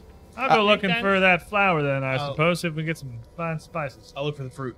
I Cool. will help. So herbalism for anyone who wants to go and find Ah, stuff. crap, it's not search. Okay, I we guess the need torch to doesn't help me get. then. Yeah, no, not really. I'm sorry, it's herbalism to gather. Well, I guess it would be like the scouts could point out where it is. Gathering enough of it is kind of hard because the thing is because the place is so broken down. It's DL14 to gather anything here. Right. But yeah, search isn't. Yeah, it's not like perception to find it. It's really herbalism to gather. Well, I it. guess these two are kind of better off going looking for the food. Could I just go look and see if there's just anything of interest to be found? Not necessarily food. That situation needs to be covered by our fine, less mobile friends over here. Okay. The tree and the wet stick. I will. But- I will let you go ahead Ouch. and. If you want to go do that, use your torch to go ahead and search around. I'll let you do that. We got a whole hive. It could be anything, really. Could be anything there. I got with my bless. I got 1 success. It's enough. Dope. 2 stamina. Are you able to? You were going for fruit or flowers? The fruit. You went for fruit. You actually managed to identify the grapefruit. You gather it. The scouts will actually tell you what it does. So you can go ahead and pull card H3, Oh, sick. and My that's favorite number and letter. and that's going to be a useful bit of food that you can go. You've gathered a sufficient enough pile of it. Does cost you 2 stamina though. Anyone else going to go for I'm going to go looking for the flowers. flowers? Give me that herbalism check. Okay. Gonna follow the fair boats. Mm-hmm. 14. 14. Oh, that is that's gonna be pretty bad, actually. Yeah, that's gonna be like 1 success. 1 success is enough, even with your bless, because Vixel did bless you. No, that's why I got it. Oh, well done, Vixel. So 1 success, 2 stamina. You are able to gather enough glow flowers together. Again, the scouts will tell you what these do. So you can pull card H2. This card, you'll notice this also has the soothing tag. So in case you don't have Kadena Musk to go get you out of your terrified state, you could maybe have crafted a concoction with this. Okay. And now you've gathered together sufficient And quantities. that's 2 more research points, right? 2 more research points So for we- everybody. that- Learning. Are learning. We've learned. Oh boy. Well, this is gonna be lovely. I could make such good stuff out of this. That's lovely. All right, so the way it's going to work is you can cook with any amount of ingredients that you want. The sum of all of the ingredients' qualities is going to be bonus stamina everybody gets back, in addition to the quality of rest that you're going to get. So if you want to make a cooking check, Okay. I'm going to make grapefruit hummus with an herb flower dressing.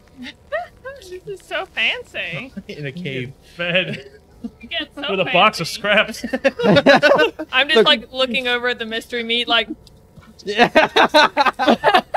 And Salivating. and I I'm going eat to fruit. use the meat as a spicing, both a spicing agent and as a protein. that sounds spectacular. Now, the glow flowers and the meats themselves are actually of actually quite good quality, so it's only going to be difficulty 12 to go and craft a good meal out of this stuff. That's lovely. Gonna use my pot, Well, your backup pot. my backup pot. pot It's not too. as good.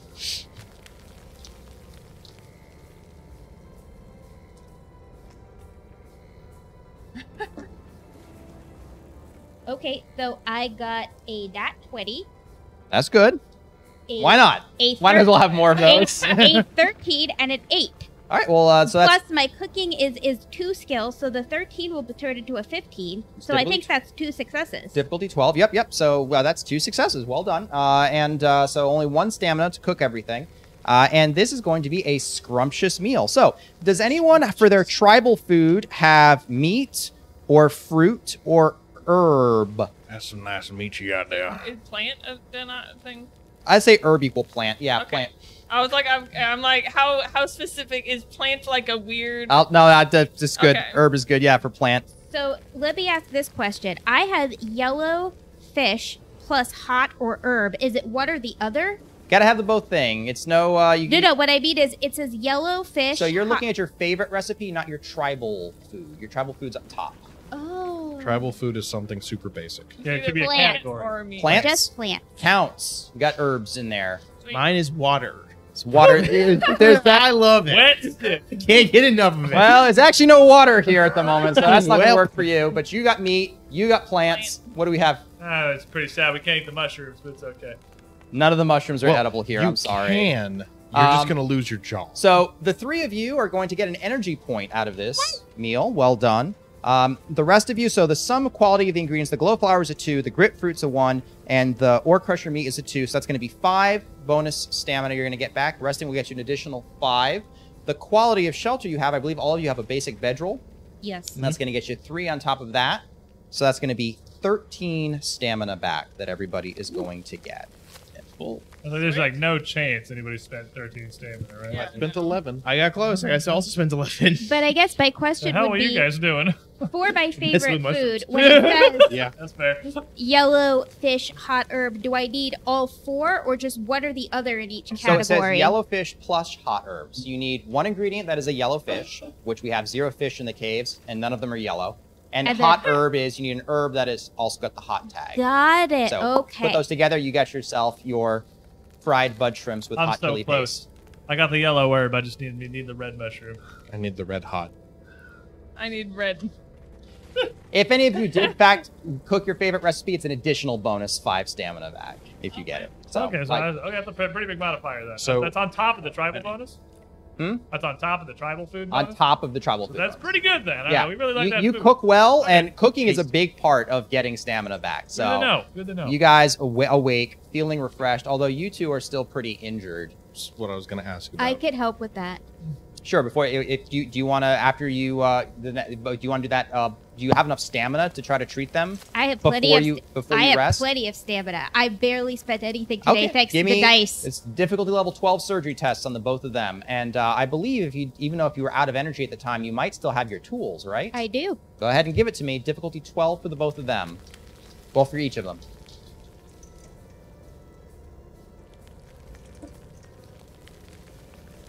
So that is going to be 2 successes because I got a 9 on one of the dice, and I have my tool, which gives me a +2, and then I got a 14 on the other die.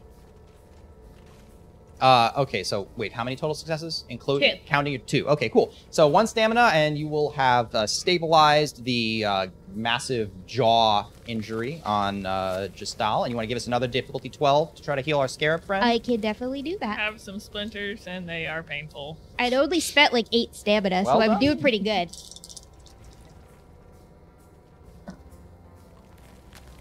I got a nat 20 and an 11. So the nat 20 is obviously good, and then the 11 turns into a 13, which should beat the difficulty. Okay, so 2 successes. Yep, 2 well done. successes. So only 1. So 1 stamina.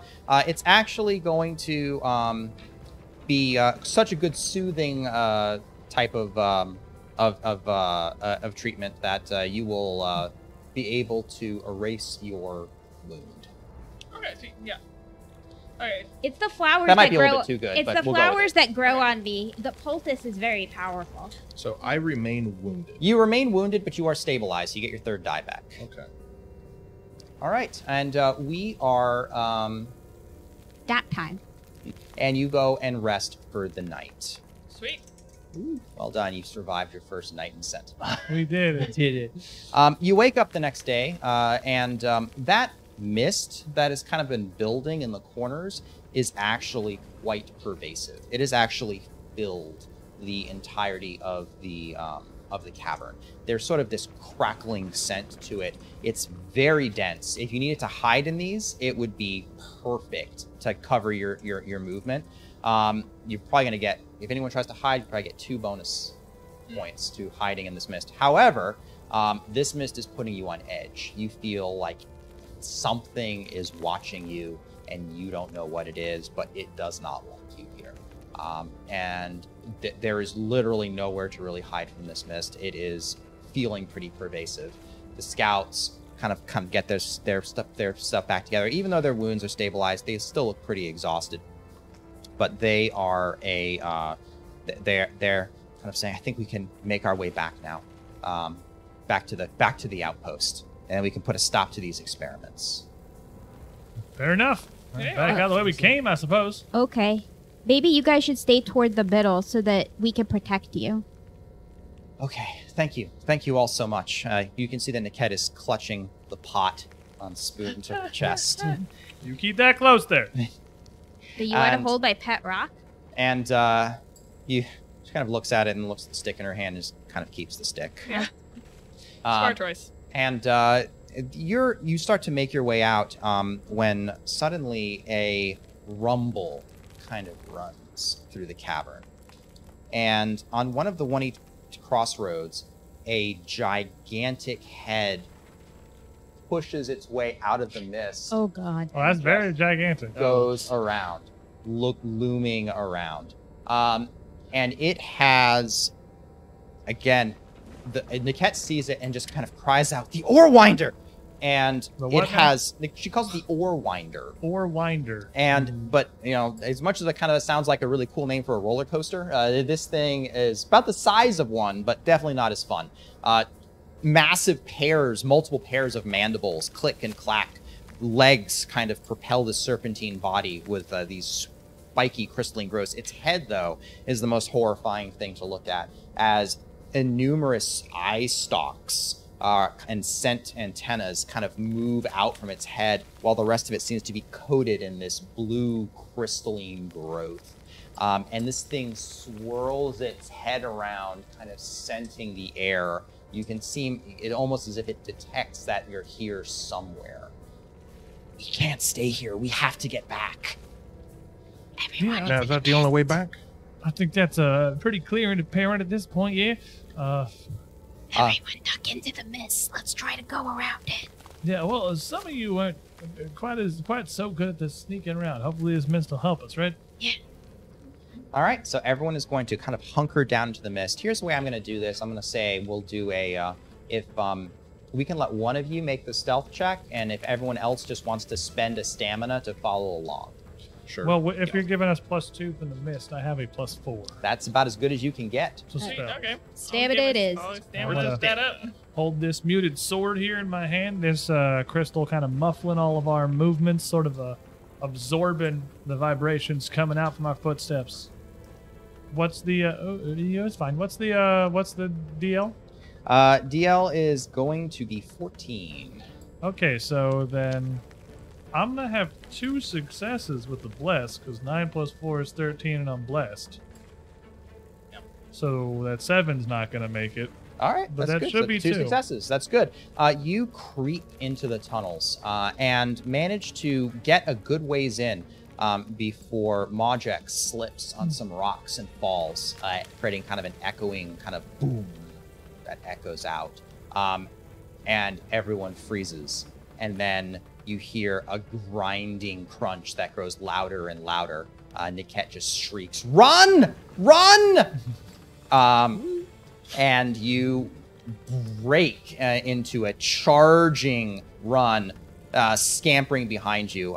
You've left the low wall of rubble that you clambered over is almost effortlessly knocked aside as you find yourself sprinting back, following the way you came, making your way back through the twisting tunnels of the honeycombed hive.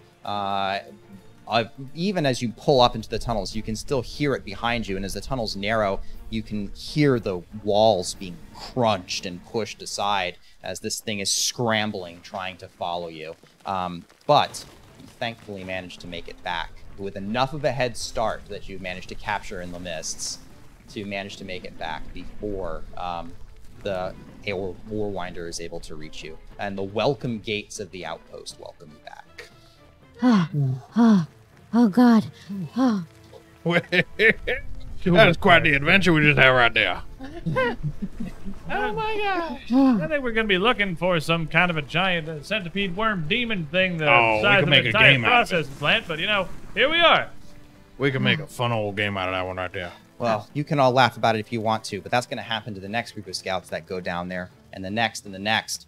So, question: why would we continue to be sending scouts down there when that thing is down there? We could just go anywhere else.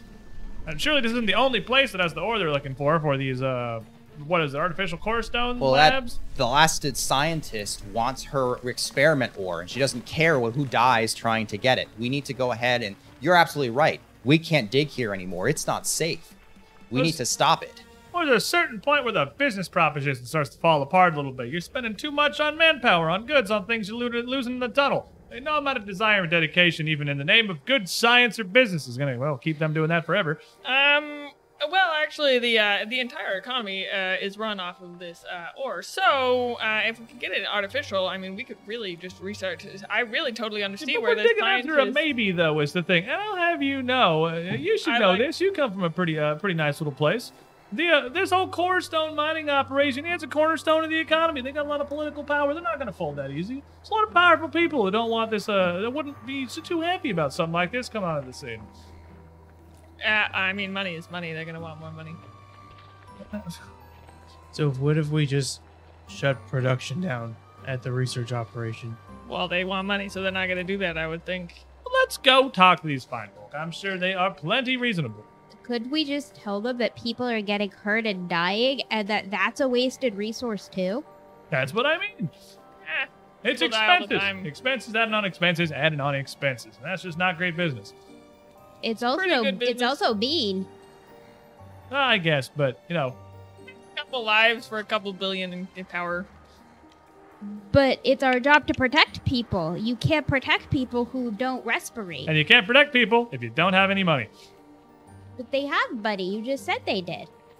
Well, yeah, they have money to pay us to go protect the people.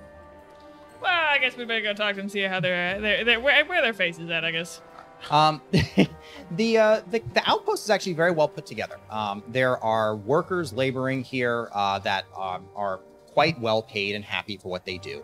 The laboratory that is set up is sort of in the back of the outpost, where it's been built around this extensive machinery, which is drilled deep down into the island's core and is potentially causing all of this problem.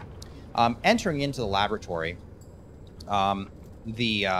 you can see that the area is well regulated, but even though there are plenty of Imperiati Scorpion Legionnaires stationed around the outside, the interior is entirely taken over by the scientists and their work crew.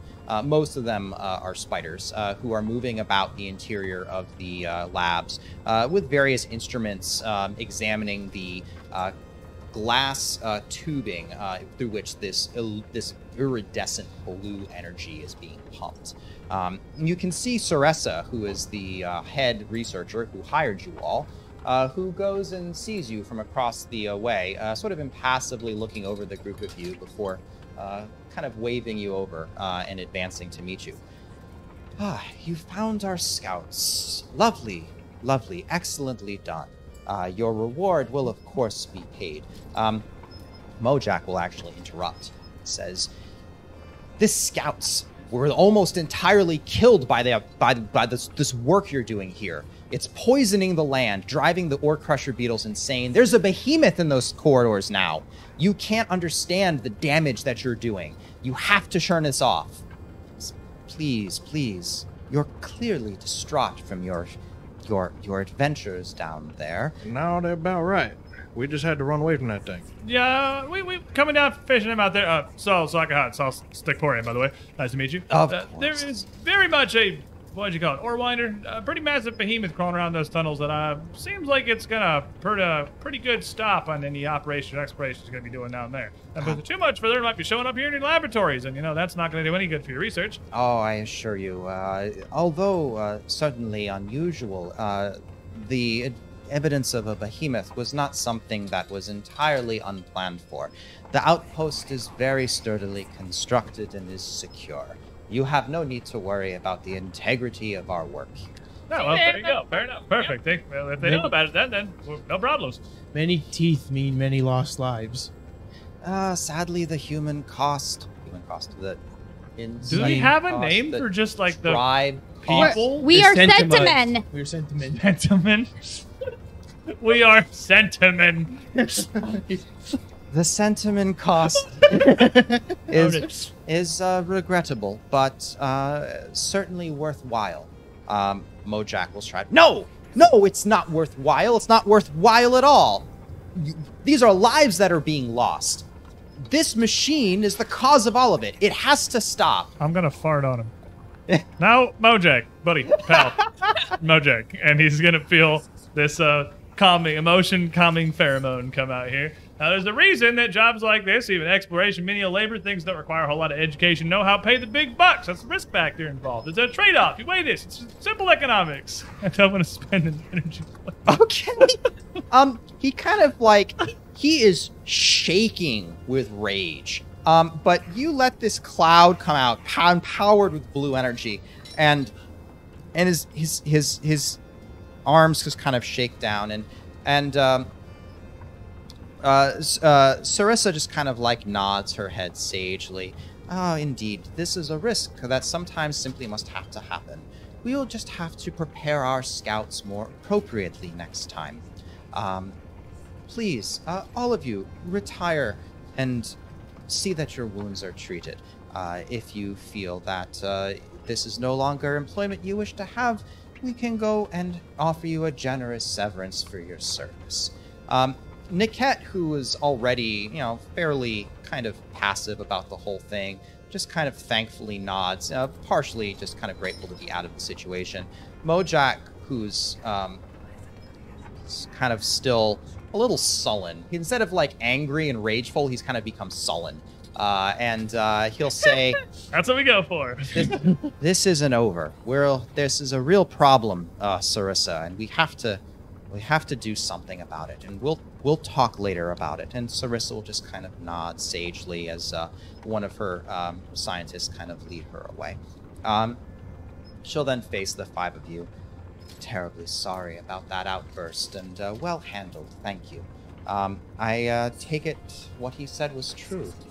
Yeah, unfortunately. It's not exactly the most welcoming environment anymore. I see. Well then, and she'll kind of retreat back to her desk and kind of look at her notes and kind of nod to herself. And ring a small bell. And then she'll turn back around. It seems as though that things are indeed progressing a bit faster than I had anticipated.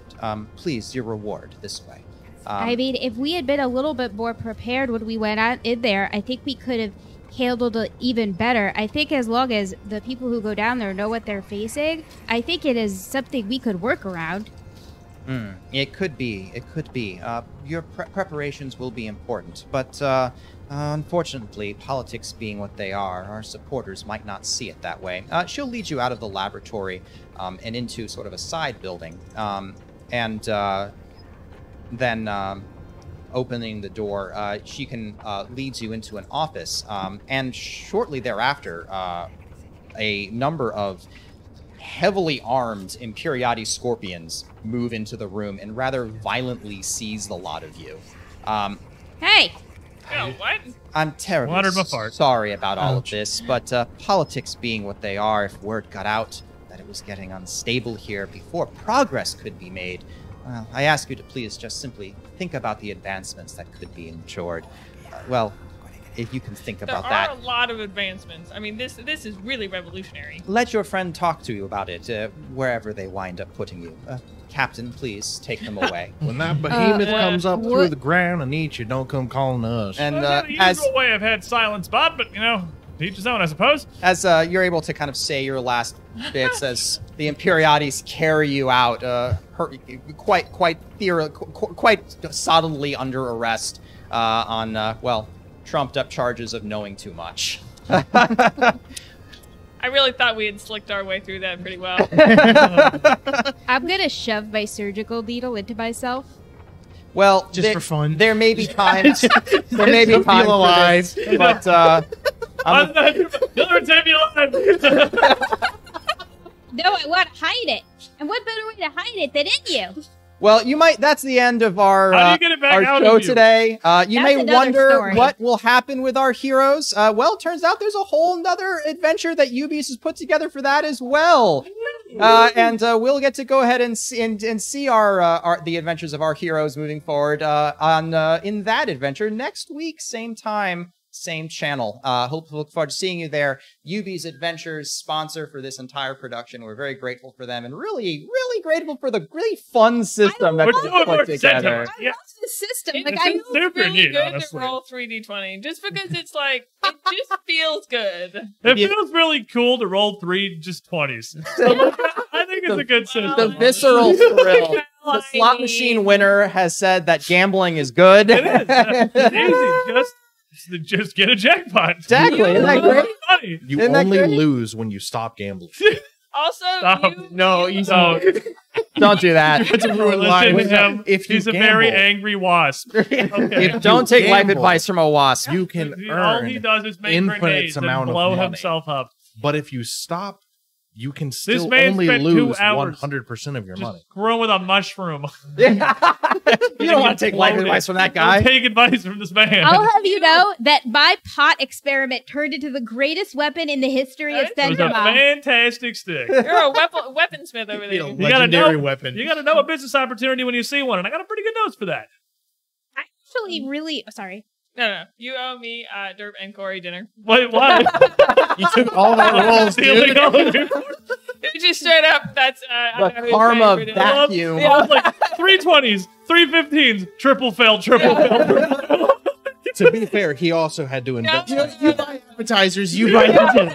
Okay?